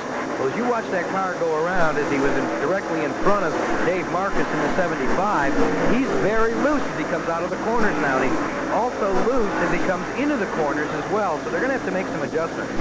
Dave Marcus moving high on the racetrack. He is in the 18th position right now, 2 laps down. And another, though, of those having problems with perhaps a push on the car is Terry Labonte. Look at the tire smoke on the right side of that car from a view outside of Jeff Bodine's car. Taking a look at that, it may not be as much as he's loose, because you can see the tire smoke from the front of the car, that he still may be a tad tight, because it's beginning to show. And it looks as if we may have a problem again on Jeff Bodine's machine as well, as he makes a hasty entrance on the pit road. A long afternoon for Bodine and Harry Hyde and the crew. Well, he isn't pulling behind the wall, but he is moving into his pit now. The crew will come out to check over that car. They're going to change rubber on the right side. Not a good sign. Not a good sign. The hood is going up. Harry Hyde is taking the hood up, and it looks as if it will be an engine problem this time. Jeff Bodine carrying the in-car camera. There he is, sitting motionless and very impatient, I'm sure, waiting for things to happen in front of him that will put him back in this race. Jeff Bodine, this is Jack Arute. Can you tell us what's wrong with the car? I don't know, leak someplace. Come again on that. We didn't hear you. Well, I don't know, leak someplace, Jackie. We don't know what it is. Something up in the engine. A tough break. We'll let your crew go to work with you. Harry Gant, Bobby Allison, Jody Ridley, Bill Elliott, Terry Labonte, Joe Ruttman, and Dick Brooks have all been shown as leaders of this race. But by far, the most dominant car so far has been that of Harry Gant. And the jack goes down on that Northwestern Security Life Chevrolet, and Jeff Bodine goes back out into the race. We'll see if he can be competitive out there, or whether he'll just make a couple of laps and come in once again. Psychologically, that's just such a low point for a race driver, especially at a place like Darlington. Bodine, a real good driver, up in the modified wars of the Northeast for so many years, then came south and really has begun to set the Grand National world on its ear, having scored a couple of victories this year. And he was really pumped up for this race, and you can see the smoke just a little bit still out of the car, so now they're going to have to just troubleshoot all afternoon to find that oil leak. And that's got to be a letdown for a driver, especially when you get pumped up and ready to go for 500 miles in the Southern 500. Jeff Bodine, so far this year on the Winston Cup Trail, has won the Nashville race in July of this year. Last year in this event, he was 35th and made it at 13th, and in the spring race here at Darlington, he was 35th. And there's that smoke, and there's a good look at Harry Hyde, probably one of the best chief mechanics in racing for so many years. He took Bobby Isaac to Winston Cup championships, and he's taken a lot of young talent and molded it into the superstars on the Grand National Circuit, and he's calling Jeffrey in one more time. Like I say, they're going to have to start to do some troubleshooting to find that oil leak, or Jeffrey will be out of this event. Here comes Jeff into the pits once again as we ride with him. Do you find that your own heart has gone down a little bit? You almost feel as if you're just as disappointed as Jeff Bodine is. But let's get back to Harry Gant for a moment. There you can see a clear illustration of what I was talking about. The handles seem to have gone away on the 33 car just a tad. Visually they have. And the 4th and 5th place cars, Terry Labonte and that would be Tim Richmond in the 27 directly behind him. That'll be a break for them. Maybe they'll be able to close a little bit. Average speed at the halfway point is 132.185 miles an hour. This race has been amazingly accident-free. We have had a couple of spins and a couple of contacts with the wall. Kyle Petty perhaps making the hardest contact with the wall up in turn number 2. And we've also had a spin involving H.B. Bailey and Sterling Marlin, but certainly no accidents like we saw in the Trans-South 500 earlier this year. But we have had a lot of attrition in this race as several of the top contenders have fallen out, including Darrell Waltrip, Dale Earnhardt, and Ron Bouchard. And it looks terminal also where the green is still out, and because of that, we're seeing pit stops under green. Here comes Tim Richmond in, and I'm sure that car is very low on fuel. It's been about 60 laps since the front runners were in under that caution. This will be the first green flag stop of the afternoon. Ruttman has already been in and out in a real quick stop. The old Milwaukee crew goes to work on Tim Richmond. We'll begin to see the leaders. Lake Speed was also in while we were away. The front runners, that'll shuffle the standings, because now it'll be a question of how quick can you get the work done on pit road. It equates out the speed on the racetrack. Nice stop by Tim Richmond's crew. Dick Brooks also making a stop. That's the car right behind him as they move back out onto the racetrack. Ricky Rudd has also been in for a stop. He's back out there. Now we should be seeing the leader, Harry Gant, moving in for his stop any moment now. Phil Parson is coming in. He's shown in 4th position. There he is, Phil Parson with the Skoal Bandit car moving in for a pit stop. You know, the pit crew contest, this is round 8 of 10 selected races for the pit crew contest, and these crews know that it's for that, and these green flag stops will make the difference. They'll try to perform flawlessly because there's some money at the end of the rainbow for them as well. 18.9-second pit stop for Phil Parsons. He moves back out of the racetrack. That pit crew contest sponsored by Ingersoll Rand and the Cale Yarborough Waddell Wilson crew lead the competition with 177 points. Behind in second spot, Ernie Elliott's crew on the Phil Elliott car, and Harry Gant is third with Travis Carter, the crew chief. There is Harry right now as he moves down the backstretch, and we'll see if he elects to come in for his stop next time around. We do not see the crew in a position that would indicate he might be in this time, but we'll keep our eyes on it. This could be an indication, too, of Travis Carter figuring that maybe they're going to have to go an additional green flag stop, so they might as well stretch the mileage as far as they can. Doesn't look as if activity's too hurried down there in the Travis Carter Skoal Bandit crew, but there's Harry Gant. He's still smoking, and it looks as if, yes, Jeff Bodine is going to be coming back out into the race. There is a happy view from inside the car. He'll be several laps down, but at least he'll be back in the hunt. Jeff with that oil leak problem that he went behind the wall to try to find what was causing it, and he is now moving back up to speed on the racetrack. 199 laps have been completed, and in a race this distance, it's a good out there and complete as many laps as you possibly can because you never know what's going to happen. Maybe everybody will fall out and you'll think out on the track. As wild as it may seem, several years ago in Dover, Delaware, Richard Petty was running second, and he was 7 laps down, and the leader blew up, and Richard went on to win the race. That's not really the reason why these guys go back out. There's 2 real critical points. One, of course, is the Winston Cup points. But Benny Parsons has alluded to it before on these telecasts, the fact that you want to go out to be able to gain information as to what happens to the racetrack during the 500-mile distance. You take that home to your shop, you put it in your black book, and it'll work to your advantage when you come back for the next one here at Darlington, the Trans-South 500 in 1985.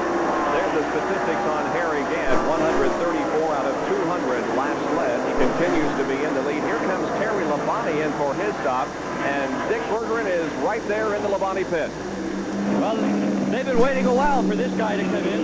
There's a hose pouring some water on the radiator. They're planning on right side tires. That's pretty standard procedure. The green flag pit stop. There's some light in the back end of the car. They adjusted the chassis, fuel, and Labonte is off.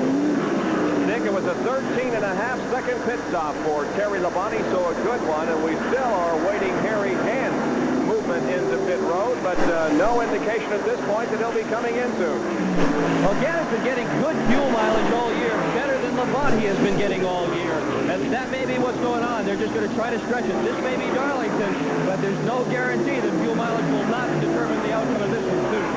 Well, it has in the past, so there's no question you've got to keep it in your book and make the adjustments throughout the races. We watched Dave Marcus and the Raymock crew go to work. That's the car that many people are speculating Richard Petty will be at the controls of in 1985.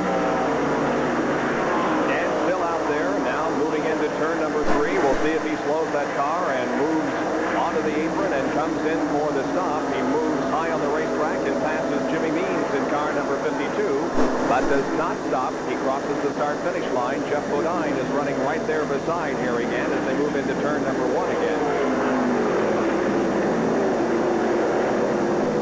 One would have to wonder as we watch Bill Elliott come down onto pit road. That's a pretty good long stop for Elliott as well. You know, we talked about the Fords not getting as good gas mileage as the General Motors products, but Elliott has lengthened it a tad now as his crew goes to work. And Harry Gant is now coming around one more time. Let's see if he ducks onto pit road. He does not. And Elliott is away. A good stop for Bill Elliott and that crew. Well, Harry Gant last pitted on lap 131, and we're now at 204, so it's been 73 laps since Harry Gant was in, and he is stretching the fuel mileage just about as far as you can possibly stretch it. 73 laps computes to exactly 100 miles.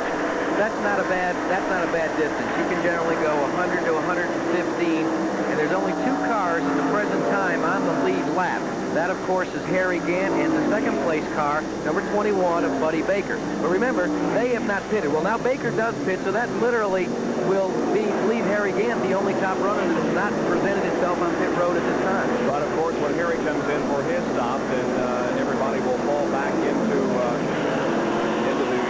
assignments that they had a few laps ago before the pit stops were made. The only thing you have to worry about now is the caution flag coming out when you're the only guy that is not pitted and you have put a lap on the rest of the people.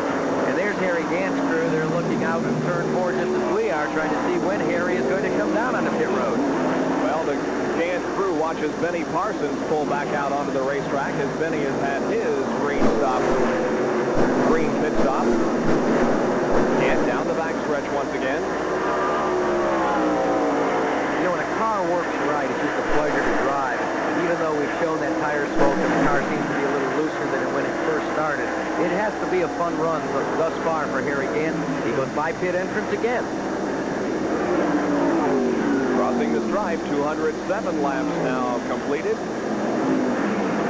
Certainly he doesn't want to run out of fuel, though. You would think that, well, he probably knows what's going on. He's probably not stretching it as far as we think. Yeah, we may be making this a little bit too dramatic. He's not car number 22. He's not going for extraordinary gas mileage. This is well within the parameters right now. When you get into 115, 118 miles, then we'd have to say it's a Bobby Allison type fuel run. Harry is still out there. By the There way, you can see Gant having to work the wheel just a little bit now. So either the tires have gone away a tad, and we'll have to watch watch and see, and maybe Dick Berger can keep us surprised as to whether they make a chassis adjustment this time. Average speed is about 152 miles an hour on this track, but you might note the difference between the fastest speed which they reached, which is just a little bit beyond the start-finish line. That's about 163 miles an hour, and the slowest point, which is in the middle of turn number 1, is about 123 miles an hour. Now there's Joe Ruttman putting a lap on the 88 car. That car, of course, being a source of speculation, being driven by ASA standout Rusty Wallace this year as a rookie on the circuit. Ruttman, we've got to give a call, too, having a fine run this afternoon, looking very good in the Ron Benfield prepared machine, or the Benfield-owned machine. But I know one driver that's really hoping right now that Harry Gant goes on the pit road quickly, and that's Lake Speed, who's being posted presently in second position. He's got to be wondering, when, Gant, are you going to pit that thing? And we are, too, but Harry stays out there. Rusty Wallace is in third spot. Fourth is Joe Ruttman, and fifth is Bill Elliott. Those cars a lap down, but they have pitted, and Harry Gant has not pitted. Lake Speed in second spot, and Lake making another excellent showing here on this very demanding racetrack at Darlington. Now, Harry Gant is slowing down, moving off of the track onto the pit apron. Here comes Dick Bergeron's call of the Harry Gant pit stop. Gant's on his way in. Here he comes to his stop. Crew is ready. Up with the right side again with the water hose on the radiator section. We're going to do outside tires. We're going to throw a full load of fuel in, and Gant will be gone. Now, the very interesting point about what has just happened here is that the last 4 cars into the pits were in order. Bill Elliott, Benny Parsons, and Harry Gant. Those guys went further than anybody. And the key to that is those are the only 4 cars on this racetrack that have the fuel flow meters. Now, these cars can't use gas gauges. Gas gauges just don't work in a racetrack. There's too much volatility in the tank, too much sloshing around. So these fuel flow meters are certainly proving themselves out here this afternoon at Darlington. And Harry Gant did not lose a lap on that pit stop, so he remains in the lead. Gant did not lose a lap in that 15-second pit stop. Excellent work by the Travis Carter crew. Well, the great Fireball Roberts had 2 Southern 500 victories in his 63 victory. Steve Wallace is shown in 9th, and Phil Parsons is running in 10th position. A hot Sunday afternoon here in Darlington, South Carolina, but a tremendous race is going on. Harry Gant has been by far the dominant force to deal with this afternoon. There he is moving in turn number 3, racing with Ricky Rudd, but Ricky is several laps down to the leader. Harry swings that car off in the 4th turn. You can see the area of the racetrack in which these cars earn their so-called Darlington stripe right off of turn number 4. There are 8 cars on the lead lap at this point. We have had 11 lead changes among 7 drivers, 4 caution periods for a total of 23 laps. But those caution periods have not been for any serious accident. And Harry Gant is headhunting once again. He's looking for that tail end of the lead lap. Cale Yarborough finding himself in the unenviable position, looking in his rearview mirror, as you can see, and seeing Harry Gant about to put him 1 lap down. Hale is running in 8th spot, so there would be 7 cars on the lead lap if Harry is able to pass Cale Yarborough, and he's looking for the opportunity to do so. Our congratulations to Mario Andretti, who won the IndyCar race in Mid-Ohio this afternoon. Bobby Rahal was 2nd. Danny Sullivan finished in 3rd. Emerson Fittipaldi in 4th. As Rick Mears, the Indy 500 winner, he finished in the 5th position. And we will have same-day coverage of that race immediately following this one on ESPN with Larry Nuber and Gary Lee and Chip Ganassi in the broadcast booth. Chip continues to recuperate from injury suffered at the Michigan 500. I don't know, Bob, for the so-called year of the March, the Lolas of Okay, Sullivan and Andretti seem to be doing fine in kart racing. It's going to be interesting to see what the car owners choose to do this winter, whether they stay with the Marches or go with the Lolas, who have especially been effective on the road courses, but also on the oval. Well, you know, too, you got to wonder what Lotus is going to do. A lot of rumors that Lotus is going to be back in IndyCar action next year. Taking a look at your leader, he's put Cale Yarborough 1 lap down. That's Harry Gant still running flawlessly, just taking a nice line through turns 1 and 2 and getting set up to go down the backstretch. So Yarborough finds himself in an area that's unusual, and that's being 1 lap down. Dick Brooks had his best finish of 1984 in the race at Bristol, Tennessee last weekend. He finished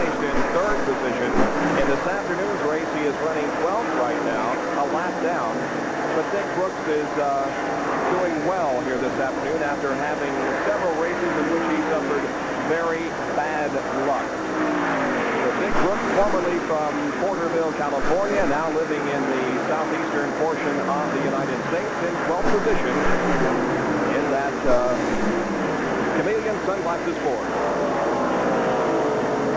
Brooks is one of those guys, too, Bob, that really enjoys racing, but he enjoys the camaraderie between the broadcast and the news media, and he's always one that you can count on for an interesting look at whatever you may ask him.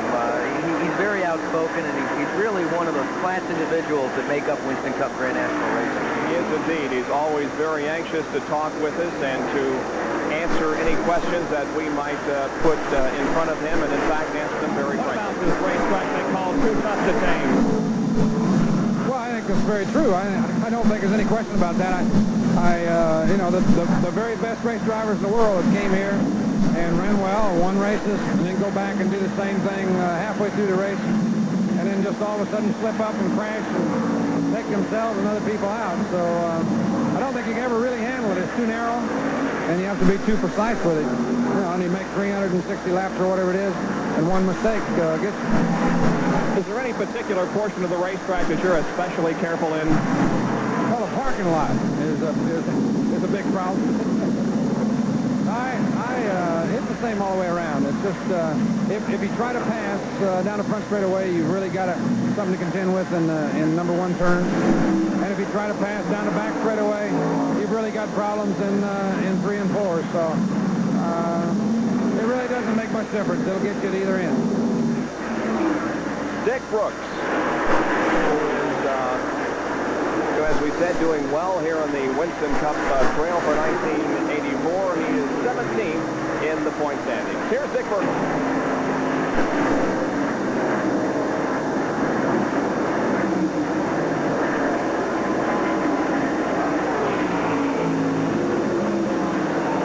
There's going to be a driver change in the number 55 car. Benny Parsons is due in here within moments. He is going to be relieved by driver Slick Johnson. They said they went looking through the pits trying to find another relief driver, but they couldn't find anybody else. The heat here is very oppressive. People are trying to get cool wherever they possibly can. They don't know if Johnson can reach the pedals, however. Benny Parsons is a good foot taller than Slick Johnson, so they're hoping this is all going to work. Anybody want to try Grand National racing? Here's your shot. Well, Benny Parsons is no stranger to relief driving because he relieved Neil Bonnet in the race at Riverside when Neil had the problem with his hand, and Benny's second in that race, but Benny's going to have to come out of this one because of the excessive heat here. If you want to write a new chapter in the Darlington record books, you talk about Cinderella stories. Slick Johnson has got to be sitting there thinking about the chance to drive the best race car he's ever had. And there you can see what attrition and what the heat will do to a driver. I think that's H.B. Bailey who's trying to gather it all back there in the little bit of shade that's on the backstretch pit area. But talking about Slick Johnson, he's from Florence, South Carolina. This is his home track. And he could be hoping to repeat the history that Cale Yarborough made when he sought relief driving in his first race here and actually relieved 2 or 3 times drivers when he was underage and was escorted out of the racetrack every time he got caught because he was only about 15 years old. Well, you know, you can do a lot to keep yourself cool in the race car. Benny is wearing one of the cool hats, the helmets that are air-cooled and water-cooled, and you can place fans in the car to make the air circulate a little bit more. But on a hot day, and when you're working as hard as these guys work, driving in 160-mile-an-hour traffic, anything can wear you down to the point of not being able to continue. And, you know, the problem that you have to contend with is when you're not running at 100% mentally or physically, that's when you can make a mistake. And nobody knows that better than Benny Parsons. He's a fellow that is spoken about it quite often. And his crew is involved in a training program away from the racetrack, including Benny, to try and be able to sustain themselves when they're in a situation like this, not to let it take such a dramatic effect that a problem could occur that results in a wrecked race car. So this is a tough time for Benny Parsons right now. Running on the racetrack together, but not battling for position.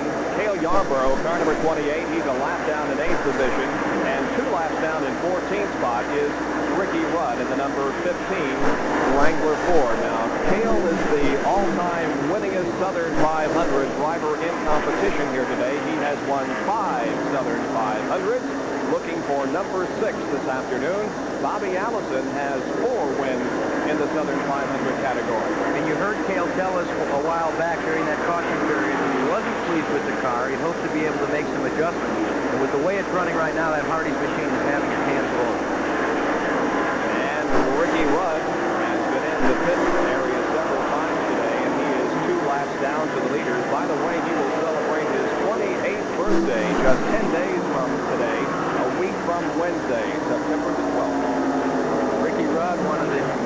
young stars in the Winston Cup circuit. He paid his dues for several years running his own parents-prepared machine, the Al Rudd number 22. How ironic was that number? And then he got his break. He had, of course, the Dygaard ride for 1 year.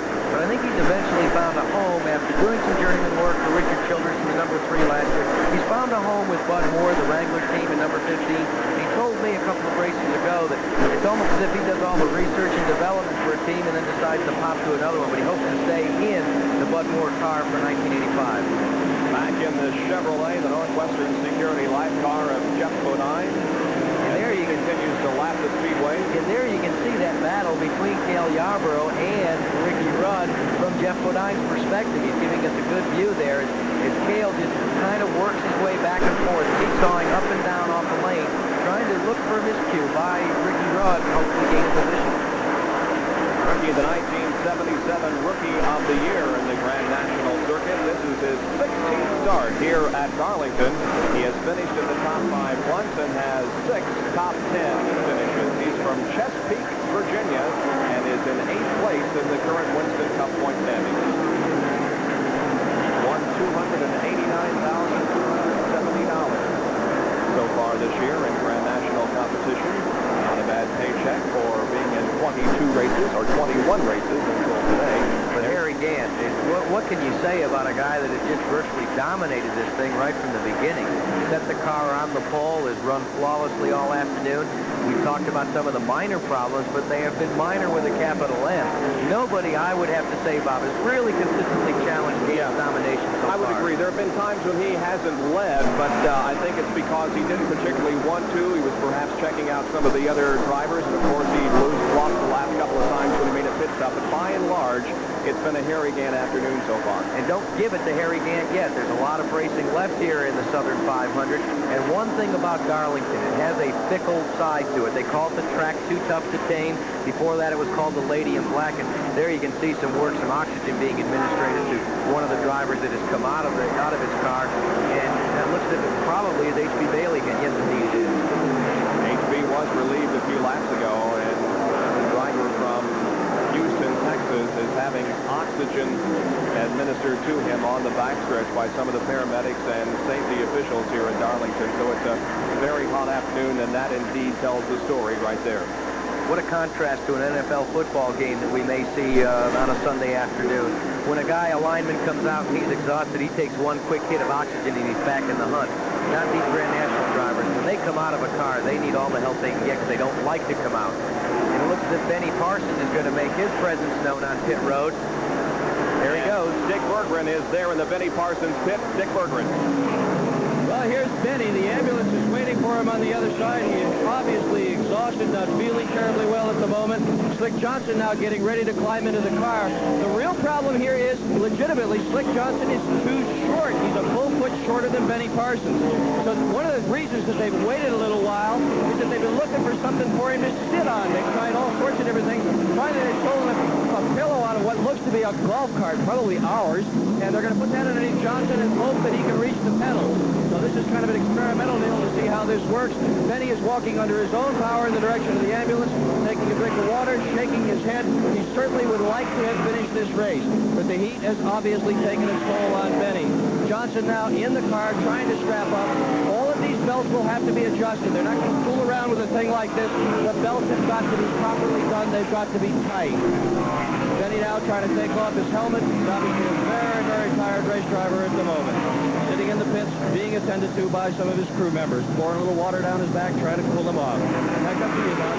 Well, Benny was running in 13th position when he came in for relief. What a great guy he is. He will join us in the broadcast booth for the 2 races that will run here this weekend that you'll see later on ESPN. A Darlington Dash race and a late model sportsman race. Benny, as you indicated, Dick, had great hopes for the Southern 500 here, but the heat's to him. Did you see that look on Benny Parsons' face? If that wasn't a portrait of pain, nothing was. And a caution has been displayed on the racetrack. So that was a break, and there was trouble over in turn 3. And we see some smoke over there in turn 3, but we don't know the reason for it. Here is a car, J.D. McDuffie. I don't know whether he spun or just had a problem with the engine and is perhaps laying some oil or other liquid down. But nevertheless, the yellow comes out, and this is our 5th caution period of the afternoon, but our first since lap 130, and we're at lap 244 now, so we've run more than 100 laps under green, and this is going to bring the leaders in for another stop for sure. Tough break for J.D. McDuffie. He's one of the old-timers that's been around Grand National Racing for a number of years, right on the fringe, always driving his own truck down to the races. And this year, for the first time, he's failed to make some of the starting fields. And McDuffie from Sanford, North Carolina, well, he does all of his own work, and it's tough to see these guys. And there's H.B. Bailey, as we said, getting the oxygen. It seems to have revived him enough so he can sit up. H.B. from Houston, Texas, in a long time Winston Cup competitor, although he doesn't do it as often anymore. Here comes Harry Gant, the leader, in for a stop. Right behind him is Terry Labonte, who had just been lapped by Harry Gant when we went yellow.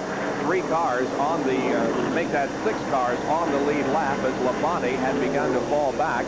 Also coming in for a stop, Lake Speed, Bobby Allison, also Ricky Rudd, and Cale Yarborough. So as we're under yellow at Darlington, we'll be back with more of the Southern 500.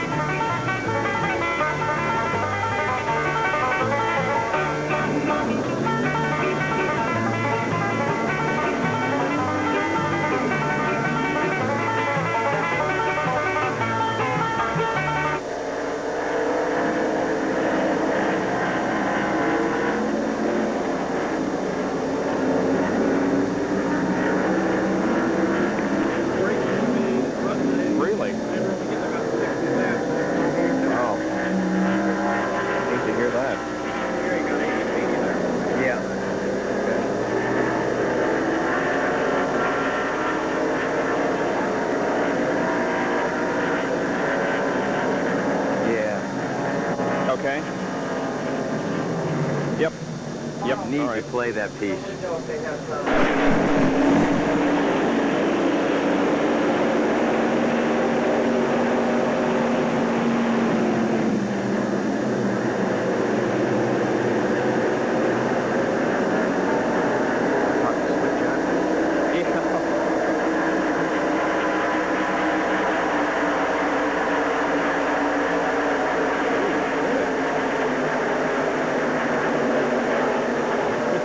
If that's the case, I'm going to make a heck of a lot of money today. I'm telling you. Yep. All right.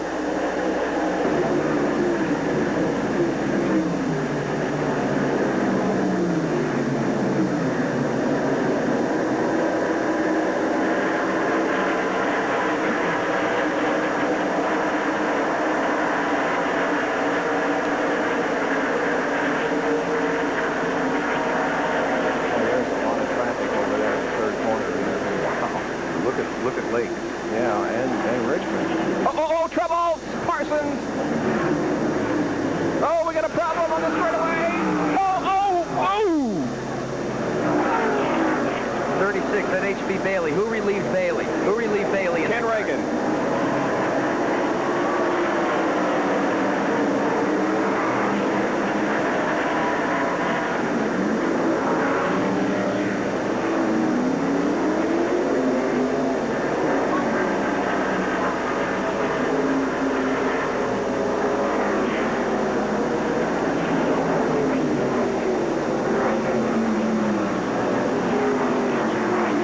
Major accident here at Darlington. Ken Reagan, in relief of H.B. Bailey, made very hard contact with the inside wall coming off of turn number 4. Now, Phil Parsons was also involved in the crash. He got sideways coming out of turn number 4 and made contact with other cars. And Bobby Hillen, we understand, also involved. But there is the good news, is Reagan. That's H.B. Bailey actually in the car. Okay, H.B. had gotten back in that car. So H.B. is okay, but look at the hard contact that was made by that car. Got up off of all 4 wheels, and it just begins to disintegrate. And H.B. Bailey had gotten back in the car. Let's take a look from inside Jeff Bodine's car as this accident unfolds. Well, Jeff was running behind the melee, and there you can see several cars get squirrely. There you saw Bobby Hillen. Hillen was the first one to go to the outside. He's on the outside, the left-hand side of your wall. And there you go. There's... Oh, boy, what a hit that was by H.B. Bailey. The car got up off the ground, all 4 wheels up off the ground, and very, very heavy contact. But fortunately, he climbed out of that car, and obviously is uninjured, but look at the front end of that machine. But look as well at the driver's compartment. There is a good testimony to just how toughly these NASCAR stock cars are built. No problem there. The engine may be gone, the header pipe, and that created a problem on the race back to the caution flag. The header was laying right out in the middle of the groove, and Harry Gant almost hit it. Missed it by about 3 inches as Lake Speed appropriated the first position in this race. There is a lot of debris down on the...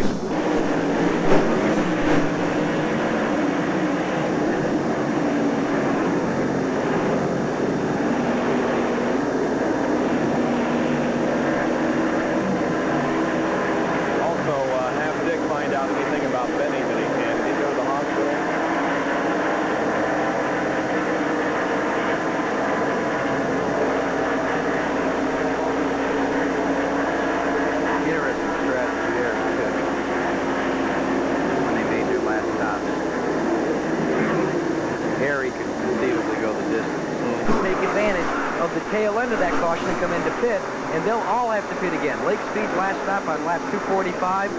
Joe Ruttman's on 259. Bill Elliott on 258. And Tim Richmond on 249. So there's still a lot of racing left. And it may have been a gamble on the 33 car's part to come in and take on fuel and go the distance. Tim Richmond's car was running very sour for a while, but it looks like that the problems in that car have been corrected because Tim is running strong. Here's Dick Berggren with the crew chief on that car. I'm with Tim Brewer, who's Tim Richmond's crew chief. Tim, you're running in third, but you don't look happy. What's the problem with the car? Well, you know, we're just kind of trying to get over the preliminaries here, first part of the race, trying to survive, really. And, it comes time to race, we broke one of the header pipes off the car, and, it knocked about 30 horsepower out of the motor. Now, he's trying to, virtually run wide open through the corners, so to speak, just to keep up with the leaders. We're not out of it, but it's kind of a longer range shot than what we thought we'd, be taking at the end of the race. Well, how much horsepower would a broken header cost you, Tim? Well, right now, I'd just guessing I'd say somewhere in the neighborhood of 30 horsepower. And that's a ton in this league. Before this day started, Tim Richmond said, today is my day. He was very pumped up. They were so pleased with the way the car ran. They did minimal practice during the week, just keeping their fingers crossed that everything was going to go perfectly for them today. But a header pipe has let them down and cost them some horsepower. There's a good battle up front on the racetrack. Lake Speed is being challenged by Bill Elliott. We have 6 cars on the lead lap, and they're running right together on the racetrack. Those 6 are... And there is Buddy Baker moving to the inside of Tim Richmond. Baker's car was smoking as it came off of turn number 2 down the backstretch. Buddy is now moving into 5th spot and putting Tim Richmond back to 6th. 4th is Joe Ruttman. 3rd, Harry Gant. And 2nd is Bill Elliott. Now, Yarborough also sneaking up on the rear bumper of Tim Richmond, but he is 1 lap down. I don't think we can stress enough and congratulate enough 2 guys running in this pack who are doing excellent performances this afternoon. That guy, Lake Speed in car 1, and Joe Ruttman in 98, who is really in the thick of things. Lake Speed came up a very unusual way in the Grand National racing. He was a World Karting Association champion. He drove over in Europe in go-karts of all things. And rather than going the open wheel route where most karters would elect to go, Lake, out of Jackson, Mississippi, has gone stock car racing. He's yet to score his first Grand National victory, but he did score an upset of sorts when he landed the Haas-Ellington ride. Many people have projected that a win is not too far around the corner. Remember in the Trans-South 500 what a brilliant run he had. It fell short by just about 50 or 60 laps, but right now he leads the Southern 500. And another gentleman, Bill Elliott, well, what can you say about that team? They are finally getting their act together. They've scored a couple of victories, and he's sandwiched right there in 2nd. 2 of the top 4 drivers have not won on the Winston Cup circuit in 1984, Lake Speed and Joe Ruttman. So we could very well see a 13th winner this year on the series.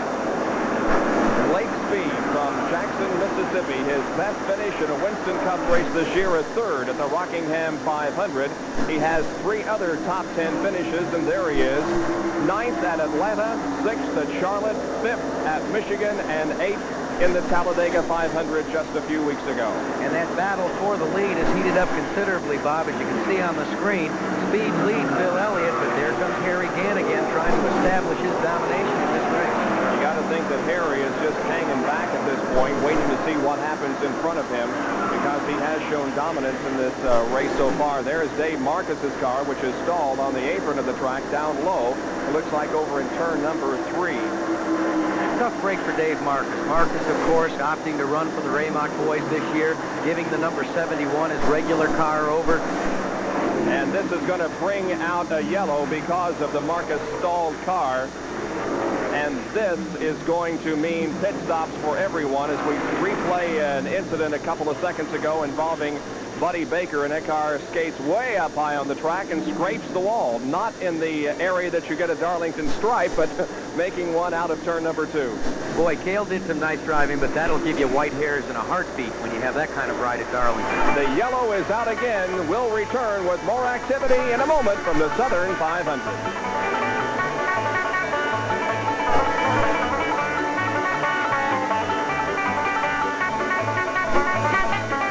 This racetrack once again. The field has really been decimated, Bob, and you can see it there in that shot. There aren't that many cars left out on the racetrack as we get ready to go back for the last few laps here. But I'll tell you what, there are 6 guys up front running on the lead lap, all of whom have an excellent opportunity of winning this race. And a couple of them have never won so far this year. Off of turn number 2, Harry Gant leading the way down the backstretch because of the pit stops that were made a few minutes ago under this caution period brought about by the Dave Marcus stall car. Everybody can now go the distance without additional fuel. That being the case, it could be that Harry Gant will now set his sights on winning this race and winning it big. There are only 20 cars left in this race. 41 started, so 50% of the field has been going to watch the rest of this thing on the sideline. Harry Gant really came up through the gearbox in that restart. He's got an advantage now, a real strong one over Tim Richmond. Drafting is important on this racetrack. If you can hook up with somebody else, you do yourself good and the person you're hooked up with. If Harry can get out in the lead, he feels perhaps he can walk away with the victory here. There is Lake Speed and Bill Elliott, who are hooked up in somewhat of a draft, back in 4th and 5th spots.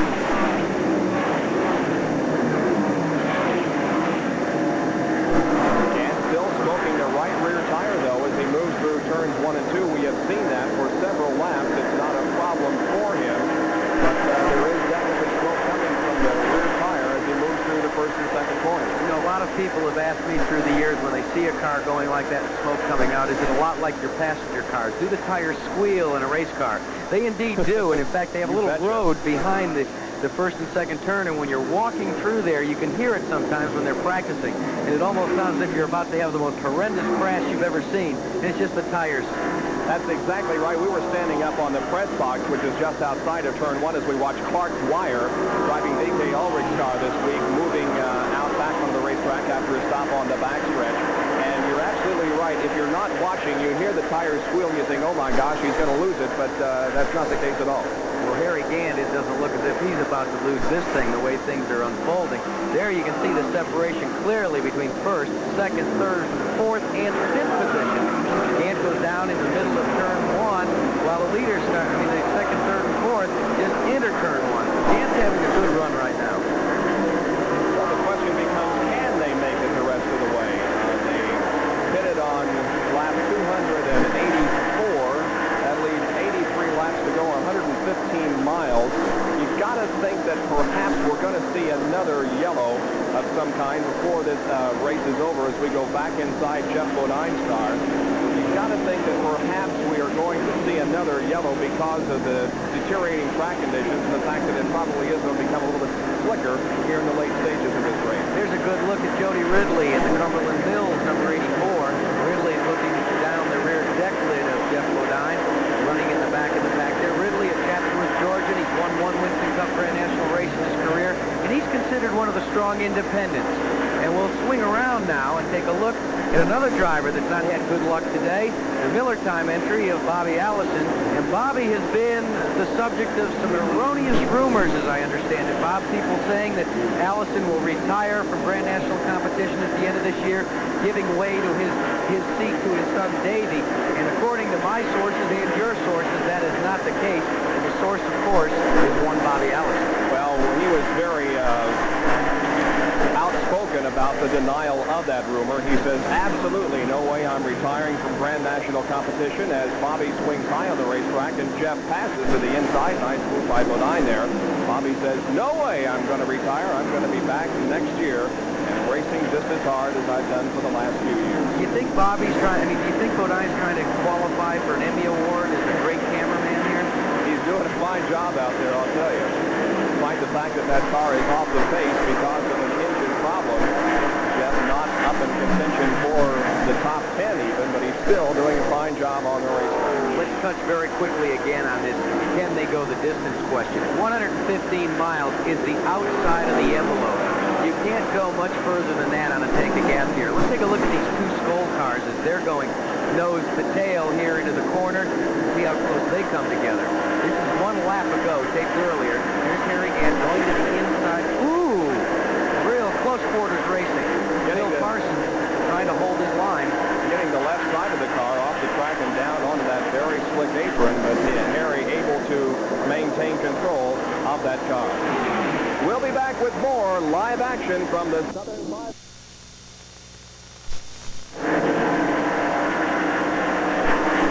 there anything on your hit list there?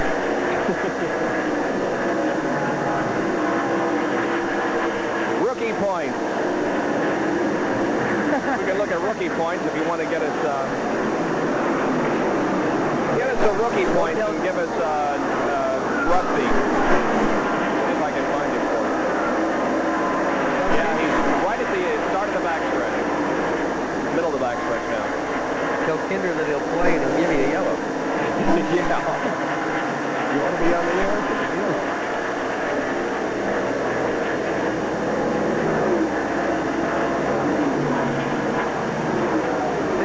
Think of how much fun Larry had today.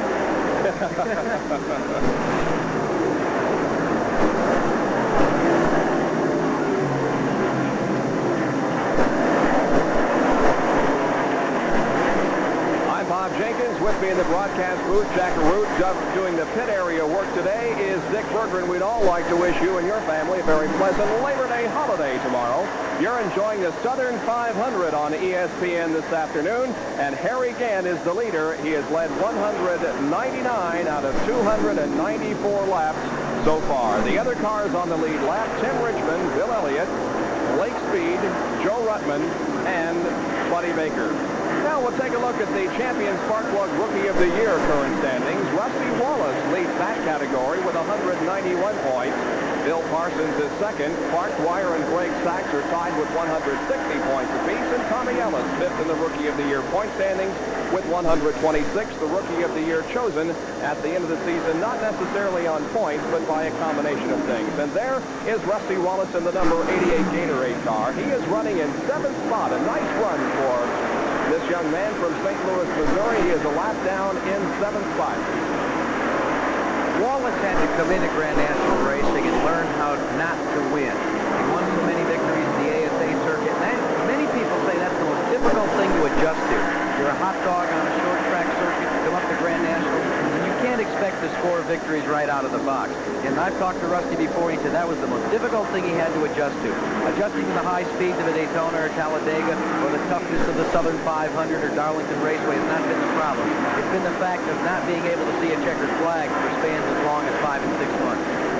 He has been in the top 10 twice this year in Grand National competition. His best finishes at Nashville and at Pocono, finishing sixth in those two races. Another guy in that category, Jack, is Joe Ruttman, who for many years was an outstanding winner on the USAC Stock Car Trail, has come to the Grand National circuit and has not won. And I was talking to his wife Harpo about that a couple of races ago, and she says, yeah, it is a big problem for all members of the family. I think what's incredible is how well Joe Ruttman and his entire family have been received in the South. You know, they moved here from California. You know, the Southerners may look at Californians as a little different than their way of life, but the whole family has been accepted into the racing fraternity, and Joe and the rest of them are now considered adopted Southerners, calling the Charlotte area their home now, and that's been refreshing to see the melding, the meshing of geographic locations in the Winston Cup Grand National Racing. We continue to follow Harry Gant, the leader on this race, running an 8th spot, a lap down. Behind Rusty Wallace is Cale Yarborough. 9th, also a lap down, is Jody Ridley. In 10th spot spot 2 laps down is Dick Brooks. 11th spot belongs to Terry Labonte, and 12th is the number 15 car of Ricky Rudd, Wrangler Ford. We'll resume our live coverage of the Southern 500. Yeah, we've been real close several times, you know, in like Michigan, all up a lot of tracks. So right now we're doing the best we can, you know, to stay in the lead lap and stay with the runners up front, but again, it's going to be the man to beat from sometime, you know, I believe that. And that's Hoss Ellington. He's Lake Speed. Our earlier speculation about how everybody can go the distance is incorrect. At least Lake Speed is going to have to stop for fuel, and Hoss Ellington thinks that everybody is going to have to stop. You want to talk about an honor roll of drivers. Hoss Ellington has had his share. A.J. Foyt, Donnie Allison, Charlie Glotzback, Buddy Baker. They've all been behind the seat of an Ellington machine through the years. So that's a top-notch outfit on the Winston Cup Grand National Tour, despite the fact that they run a limited schedule. They don't run the whole circuit. This is the 14th start of the year for Lake Speed in that car. He has 2 top 5 finishes and 6 finishes in the top 10. His best is the 3rd at the Rockingham 500. Joe Ruttman, formerly from Upland, California, now making his home in the Charlotte, North Carolina area, is running in 4th spot, and this is a great performance by Joe today. His best finish this year has been at 6th at Martinsville. He would like to finish in the top 5, but he would also like to walk off with his first Winston Cup victory, and what a race to do it in, the Southern 500. Ruttman has done well adjusting to the super speedways throughout the years. In the Daytona 500, you know, he had that strong finish last year, and then again this year he was right there in the hunt. He's adjusted well, but I think right now what's desperately needed, not only for Joe Ruttman, but also for the entire Benfield Racing organization, is not only a strong finish, but possibly a win. They need to lift their spirits back up. There have been problems there, and I think Dick Bergeron can maybe fill us in on some of that because he's in Joe Ruttman's crew, in Joe Ruttman's pit. And I'm with Kenny Wallace in Joe Ruttman's pit. Kenny, are you guys going to have to make another stop, or can you go all the way? Yeah, we'll have to make one more stop. It'll probably be about, if we get a yellow around lap 320, we can go the rest of the way, but right now we'll have to make one more stop. Can you guys run down Lake Speed, and can you run down Harry again? Are you strong enough to do that? It'll be tough. We'll need a yellow to get on another good set of tires. Okay, that's Kenny Wallace from Joe Ruttman's pit. Well, there sure is an age spread as far as crew chiefs are concerned on this trail. You look at veterans like Hoss Ellington and Junior Johnson, and then you see a young man, as is the case in the Joe Ruttman crew. Could you call Kenny Wallace a crusty old crew chief? You know, that's interesting, though. In the last, I would say, 5 years, there's been an emergence of youngsters onto crew chief positions. And I think some of that is the fact that one of the things we've seen in racing is the well-heeled organizations are beginning to spread their tentacles. Crew chiefs and mechanics don't stay with one team for a long period of time. As they gather in knowledge and as the parity continues to grow within Grand National racing, they spread their wings. And, you know, corporate sponsorship is so heavily involved in Grand Nationals nowadays that long gone are the days of 5 or 6 top teams. Now you look down a starting entry list of the top 15 positions, and they all have the money and the talent as well as the driver to score victories on the circuit. Harry Gant is the leader, but believe me, this race is far from over, as second place Bill Elliott is only 2 seconds behind with 309 laps completed. We'll be, I don't know, maybe we're peaking.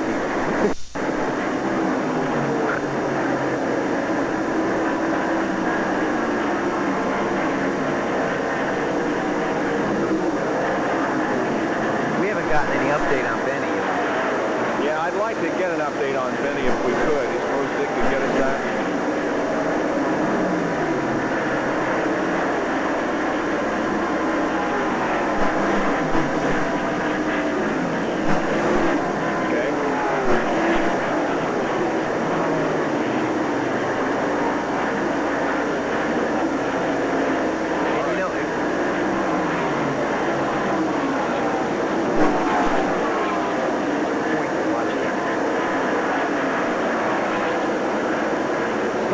September 23rd at 12:30 p.m. Eastern Time, Larry Newberg, Gary Lee, and I will be at Michigan International Speedway for the Detroit News Grand Prix for IndyCars. Always exciting action on the 2-mile circuit High Bank Oval at Michigan. We hope you'll join us for the Detroit News Grand Prix live Sunday, September 23rd.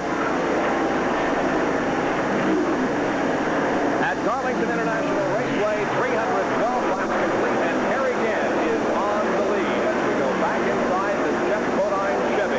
Now, take a look at this. Let's review this crash. You can see the action taking place in the wrong.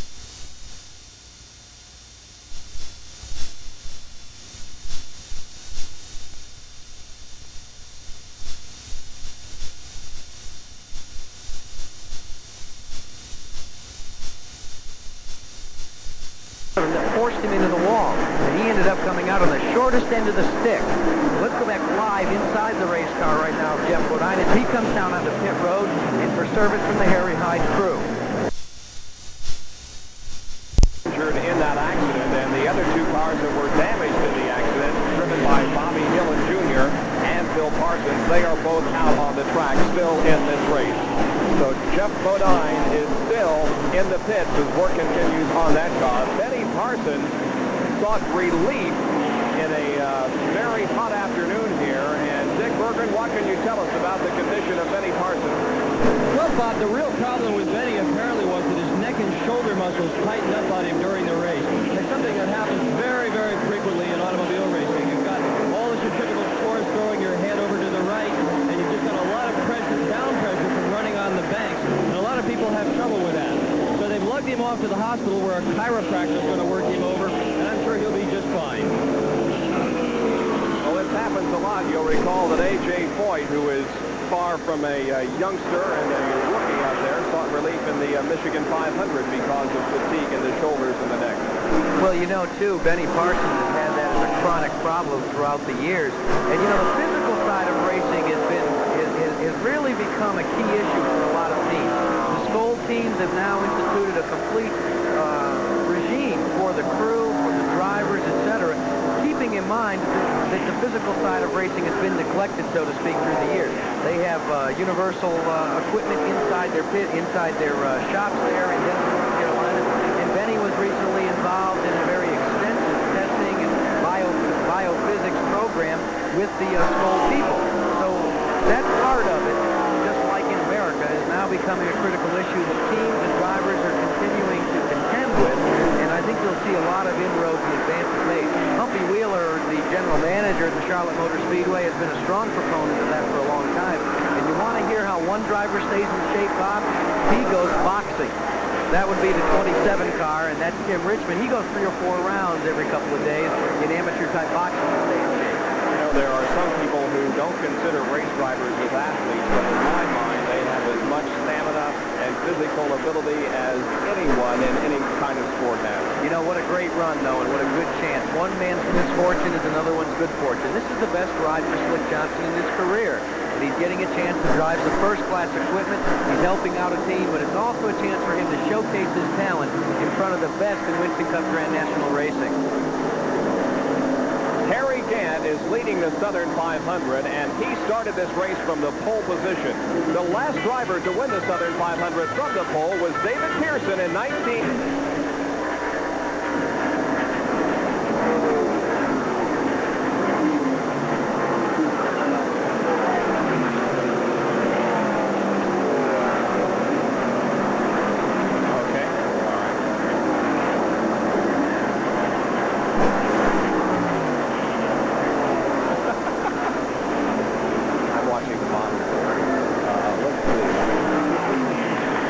I don't see him.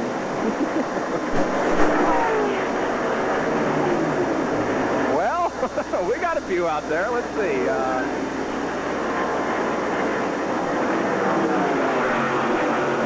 Heck.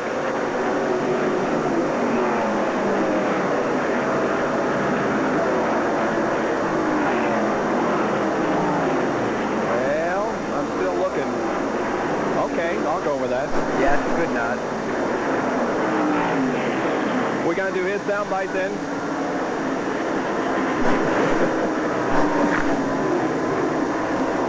Are we doing his soundbite then, Terry? Or do we have one? Yeah. No. I can do a little bit of that, too, about the first race.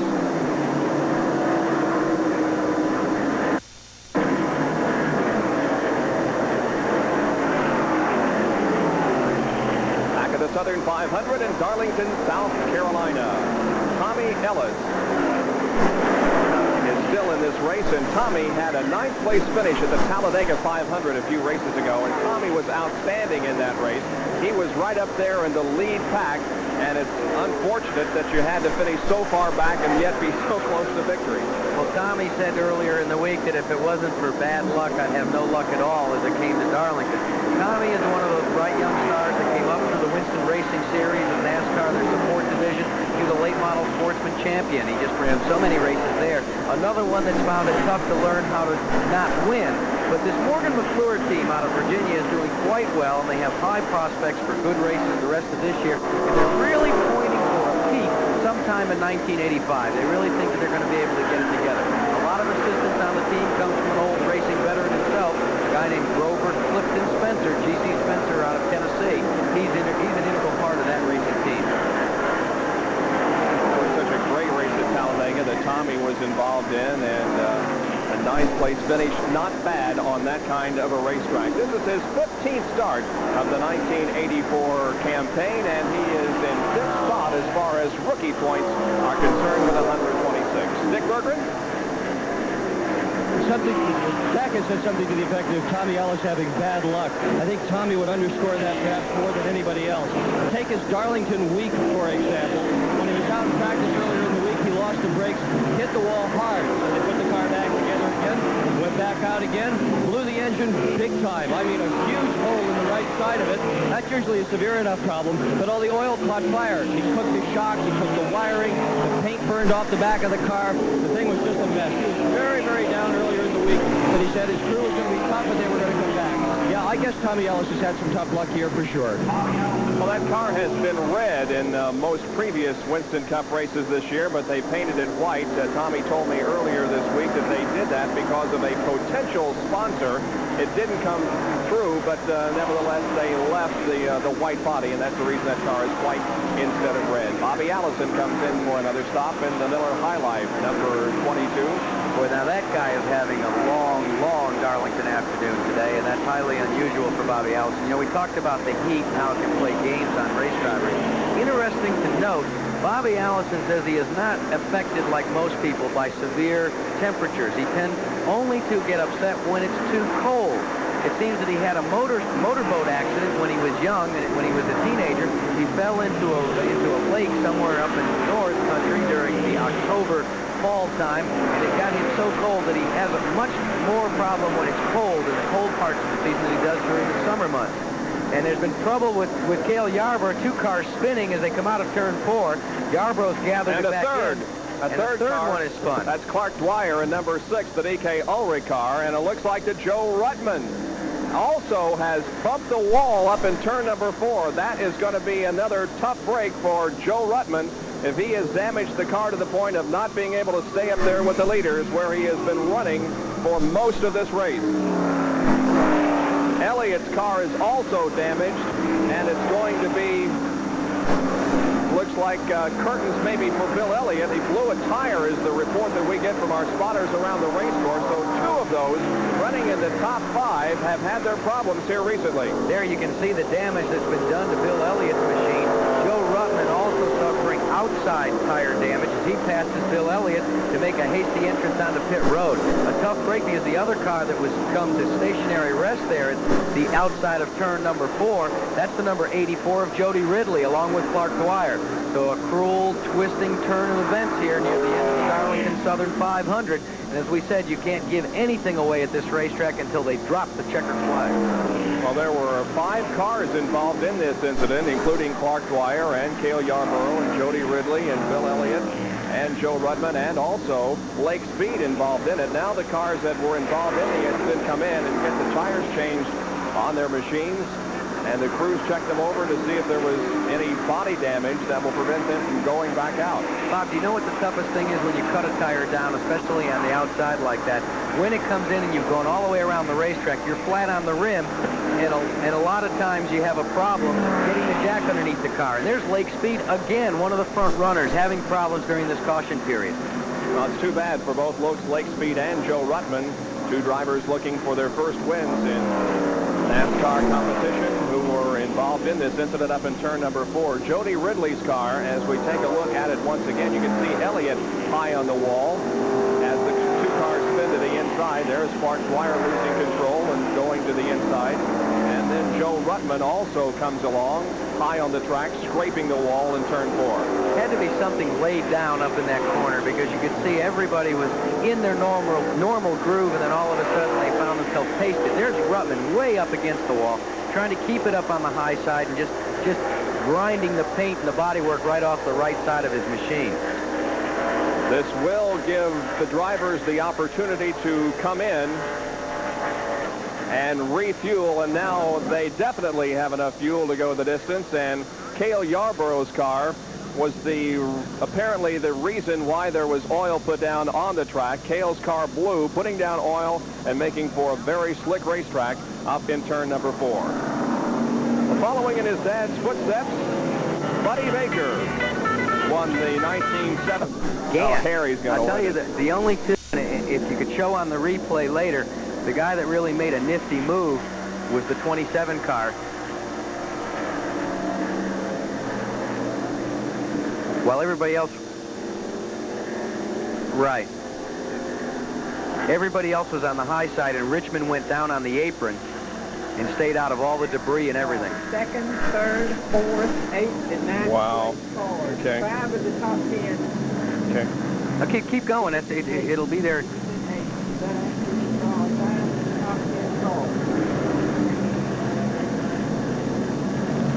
The incident up in turn number 4, for which we are yellow, involved 5 of the top 10 cars, namely Bill Elliott, and you're watching the crew work on that car right now, Lake Speed, who was running 3rd, Joe Ruttman, who was 4th, Cale Yarborough, who was 8th, and Jody Ridley, who was running 9th.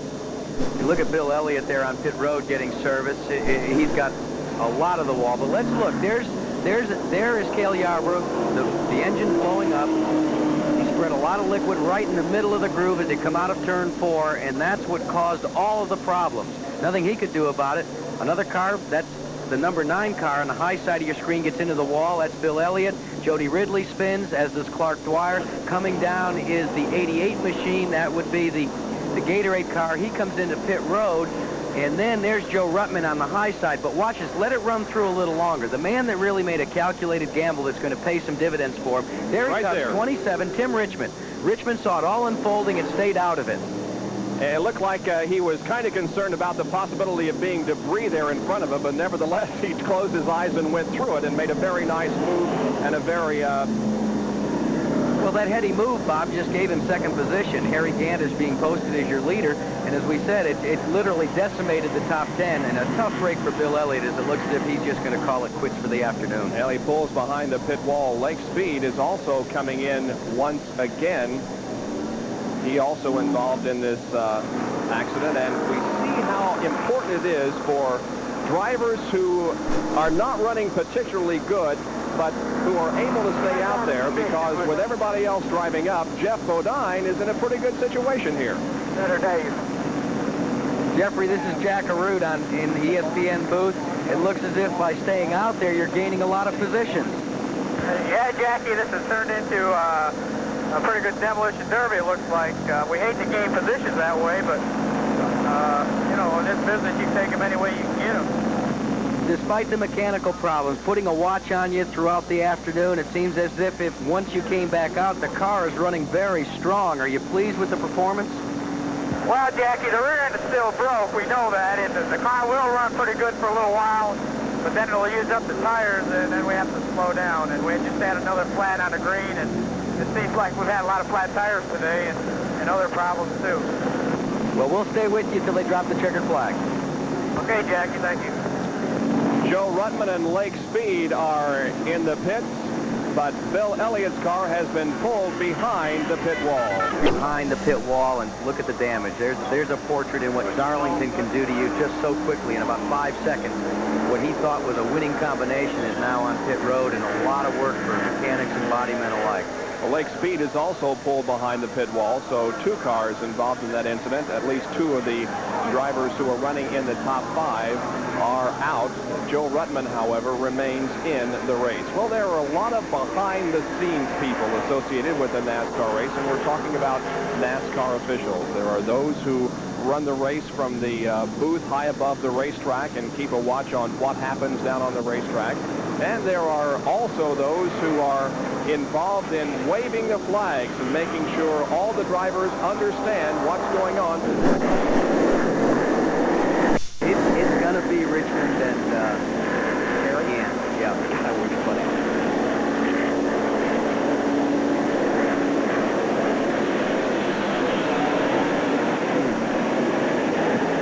That's great, Steve. Hang in there, baby.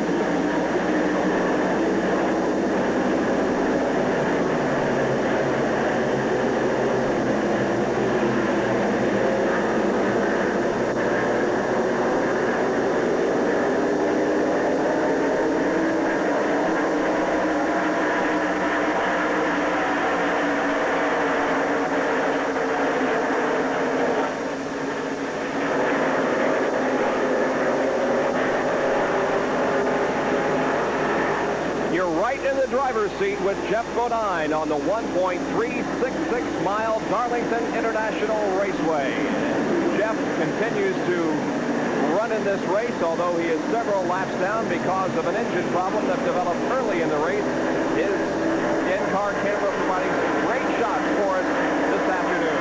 Up front, we have Harry Gant, followed by Tim Richmond, and there they are running first and second. 3 cars are on the lead lap. We mentioned a few minutes ago how Buddy Baker followed in his dad's footsteps and won the 1970 Southern 500, and we also mentioned that he is still in the race. He certainly is still in the race, running in 3rd spot. Let's give you a casualty report on those front 3 cars, however. The 33 car, Harry Gant, he's gone through all this virtually unscathed. The 27 car and the 21. Now, there's the 21 of Buddy Baker. You can see where he tore up the machine earlier this week. In fact, yesterday, he tore it up at the end of the last practice session. But more importantly, he's been backfiring all afternoon today as he works, and there's some of the body damage you can see from yesterday. Then you move over to your second place machine, and that's Tim Richmond, and you heard his crew chief, Tim Brewer, report that they've lost a header, which will cost them about 40 horsepower. So this is kind of the case of a walking wounded chasing one stout number 33, Harry Gant, at this point in time. Those are the only 3 cars on the lead lap. In 4th position, a lap down, is Rusty Wallace. In 5th is Ricky Rudd. 6th is Dick Brooks. 7th is Phil Parsons. And in 8th spot is Terry Labonte. Tim Richmond running second behind Harry Gant. Well, Lake Speed ran well, as he does many times here at Darlington, but an unfortunate situation has put him out of the race. Lake, another strong drive, but unfortunately it's not your day again. What's happening here? I don't know. I guess I'm still in a learning stage. You know, you're going to go through it. From time to time, things are going to happen. You're going to think that you're right there. In this business, you can't, you know, there's no guarantees. You're sitting there running awfully good. The car's stable. And I'll just, you know, we're waiting to see towards the end of the race to see what we can do. Get another caution, maybe get another shot at Harry. He's running awfully strong today. But I just thank the good Lord for keeping us all safe and not letting anybody get hurt. You know, an accident like that, somebody could have gotten hurt bad. But thank the crew. They put together another super race car. You know, Hoss Ellington's outfit, Shelton Pittman's the crew chief. They did an outstanding job. Bullfrog Nips has been behind us for 2 years now. We keep trying to get him that victory. We'll get out front a lot today again, but maybe next weekend. You must feel good about that. You run so strong, particularly here at Darlington. Yeah, but especially because this track, I know that all the drivers really respect this track. And to get their respect and the credibility of the people inside the sport, this is the place to do it. When you run good at Darlington, you can run good. How hot is it inside the cars today, Lake? It's been hot, but not that terribly bad. I think that the length of it was what was bothering me, just, you know, the heat and the duration. I got a little tired, but then it seemed like I got a second wind there. The last 40 laps or so, I was fine. You know, you just went through a lap there one time. I think your mind was trying to defeat you, and then you said, nah, it's not that bad, let's go on, you know. And the lap times never varied, but just a mental lap. Well, Lake Speed is all done today. It was a very hard lick in the right front corner of the car. Lake Speed from Jackson, Mississippi. Here is Jeff Bodine. Northwestern Security Life Chevy on pit road once again, and the hood is up once again. Down on the racetrack just a few minutes ago. Here's what happened as Dave Marcus and Dick Brooks were running right behind him. Jeff, this looks like, got the car up too high against the wall, allowing Brooks and Marcus to slip by. Then he had his hands full trying to gather it back in. And try to put it on the pit road as quickly as possible. So it's just been a long afternoon for Jeffrey Bodine. 346 laps are completed. Not a long afternoon for the 33 car. 21 laps to go, and Harry Gant, as we said, virtually unscathed through this one. Reminiscent of what happened with Darrell Waltrip in the Trans-South 500. While everyone crashed and spun out in front of and behind him, he managed to slither his way through and came back without a mark on his machine to win that one. There's the second-place car of Tim Richmond, and he's only about 2 seconds behind. Joe Ruttman's car is being pushed behind the pit wall. That car also involved in that incident involving 5 cars up in turn number 4. Our only serious accident of the entire race has been H.B. Bailey's hard contact with the 4th turn inside wall. He's okay, and the race action has also been great. We'll resume it after these messages.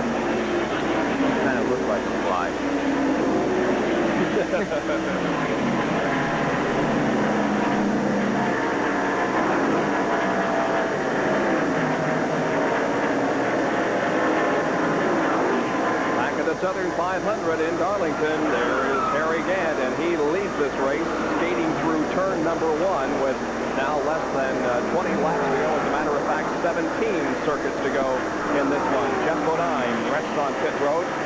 Jeff, this is Bob Jenkins upstairs right above you.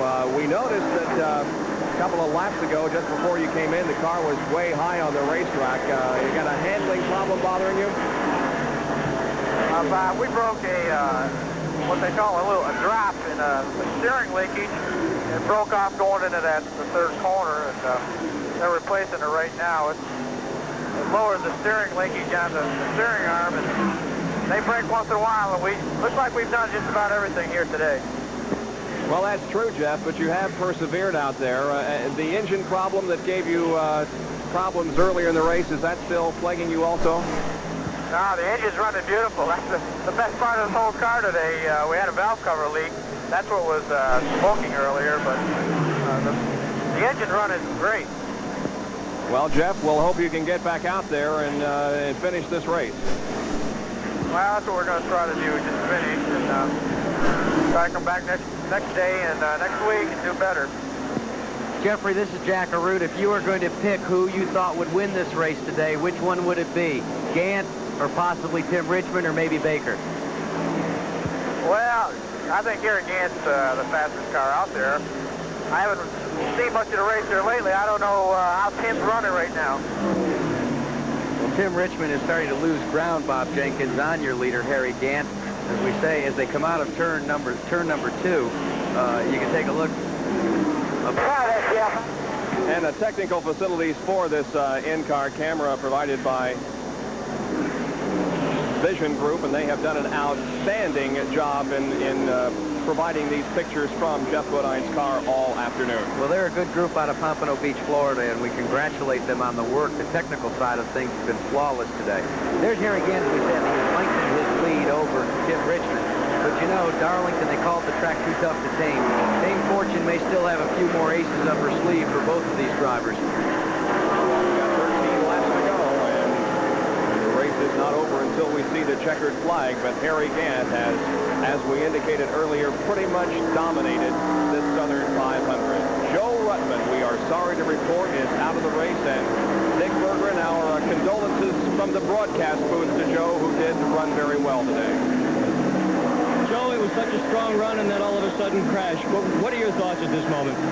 Well, you know, that you got to finish, and we knew that. And Kenny and Frog yelled oil in the 4th turn, and when they yelled it, I saw the oil, and there were 2 strips of it, and they got in the outside oil, and they got in the wall. And we thought we had it fixed. And we took a couple, 3 laps into straightening the toe on the car, and coming back around to catch up, and the car just quit, like maybe the distributor went out, and the boys changed that, and they don't know for sure now what the problem is. When it goes wrong, it all goes wrong, doesn't it? That's right, Dick. Joe Ruttman is out for this afternoon. Joe's still managing a smile there, despite the fact that he did have his first Winston Cup win almost in sight, despite the fact that he had some pretty strong competition up front. Harry Gant moves off the 4th quarter and crosses the start-finish line. We'll time this lap to see how he's doing in comparison to some of the other drivers out there. Harry Gant earlier in the race was turning straightaway speeds in excess of 163 miles an hour, which is a good clip here at Darlington. When you think about the fact that the first race back in 1950, Bob, was won at an average speed of 77 miles per hour. Harry Gant, a restaurant owner from Taylorsville, North Carolina, moving through turn number 4 now. Lower car of Bill Parsons moved to the inside, allowing Harry to pass by. The lap was 32.5 seconds. And that computes to a speed of 151.31 miles an hour, so he's not running too much slower than he qualified at. At this point in the race, that is a very stout speed, and that'll be a speed that could literally hurdle him into victory lane. But the guy that could create the prowess for him is right there on your screen. That's Tim Richmond. But remember, Richmond is driving with a handicap. 40 horsepower in one of these cars is a lot to give way to somebody, especially someone of the caliber of Harry Gant. And that's what Harold Elliott and Tim Brewer, the crew chiefs on that machine, have got to contend with right now. We'll time Tim Richmond here on this lap to see if he is closing the distance between himself and Harry Gant and find out exactly how fast he is running out there in the late stages of this race now with 8 laps to go. Richmond moving into turn number 3 now. Through it into turn 4. Slower car in front of him, off of the 4th corner, and the stopwatch stops at 32.4 seconds, so it is faster, 151.7. It's less than a mile an hour faster, but it is a little bit more than Harry Gant's turning right now. But he would have to go faster than that. And you know, one of the things that they do on pit road is each of the top teams have a timer and a score. Very similar to what we see in endurance racing. And they keep abreast not only of their own car, but also the competition as well. So you could assume at this point in time that Harry Gant is aware of the fact, via the radio from Travis Carter, that Tim Richmond is closing, but only at about a 1/10 of a second a lap. And with 7 laps to go, it would take an awfully strong burst of speed to be able to make that differential up.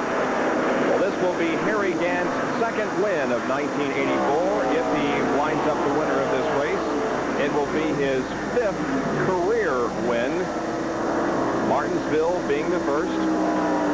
Aside from his win at Pocono this year, his top 10 finishes has been at Daytona, Richmond, Atlanta, North Wilkesboro, Darlington, Talladega, Charlotte, Pocono, Michigan, Daytona again, Nashville, Talladega, Michigan, and last week at Bristol, he finished in 5th spot. He's a former late model sportsman driver, but doesn't drive in that division very often anymore, concentrating solely on the Grand National division. There is Tim Richmond. And Harry Gant is one of those guys. Harry Gant is one of those guys that really has watched Darlington grow up. So this would be an important victory for him. But just as important is Tim Richmond. A victory in the Southern 500 is something that he's dreamed about. But as we've said, there are problems with the 27 car. And I believe Dick Bergman has got the engine man for the 27 car standing by on pit road. Yeah, I'm with Harold Elliott. He's Tim's motorman. Harold, has that engine got enough stuff left in it to run down Harry Gant? I think we might can catch him, but I don't think there's any way we can get by him because it's down about 30 horsepower right now, Dick. And just catching is going to be a good job for us, but we're running good today despite, so we're happy with second. How can you guys run so fast when you're so down on horsepower? Sometimes the racetrack gets slick. You know, sometimes it works to their advantage, but who knows, if we'd had 30 more horsepower, we might have been ahead of him right now. And that's Harold Elliott. He's the motorman on this car. He sure knows. You know, Bob, that's a very good point. You heard Tim Brewer say that Tim Richmond was running literally flat out all the way around the racetrack. And on a slick racetrack, that could be somewhat of an advantage. We'll see what happens here in the last 2 laps of this race. 365 laps have now been completed by the leader, Harry Gant, as he crosses the stripe. This will be Harry's second win at Darlington. His first was in the Trans-South 500 or the Rebel 500 back in 1983.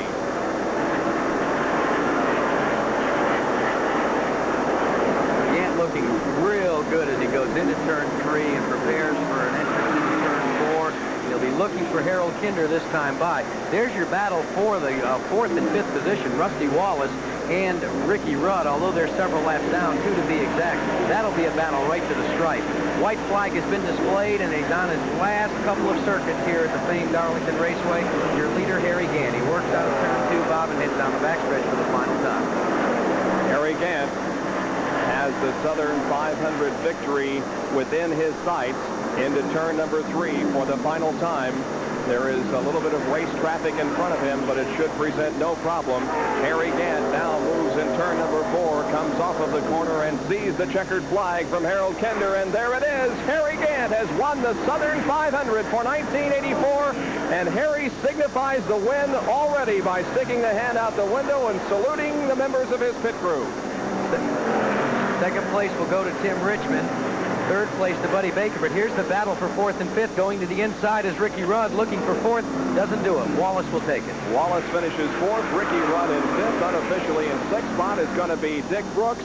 7th, Bill Parsons. 8th, Terry Labonte. 9th is the Benny Parsons car driven by Slick Johnson. And 10th, unofficially, will be Bobby Allison, the defending Winston Cup champion. The Harry Gant pit celebrates the victory again on ESPN, his second win of the year on ESPN and his second win of the year. Tim Richmond has moved down off of the racing service and is headed for pit road, and an outstanding job by Tim today. Definitely. Richmond had a good run. You heard Harold Elliott say that they were satisfied with second, and you take a look at it, it's a good run for Richmond and a great run for the 33. That's Harry Gant. Harry Gant moves into victory lane, and Dick Berggren is on his way to interview the winner. We'll be back with it in just a moment.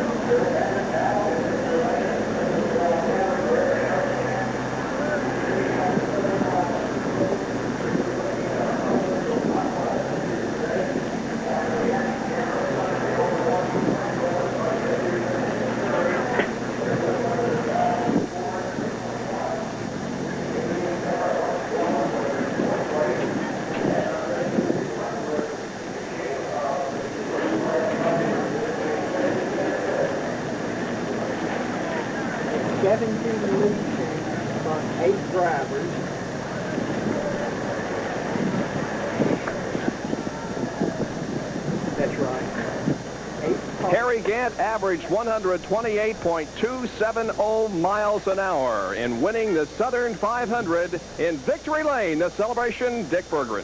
Take your time, I'll get you. Harry Gant, you ran so strong today. Were you surprised at how well it ran? No, not really. We ran it good from the first practice through qualifying all day, and so we ran so good and handled so good. I said, I'm going to go wide open all day, and they're going to have to keep up because I just wasn't going to fool around. I said, maybe if I run hard as I can go, I can wear them out. Did you have any worries about anybody behind you at all today?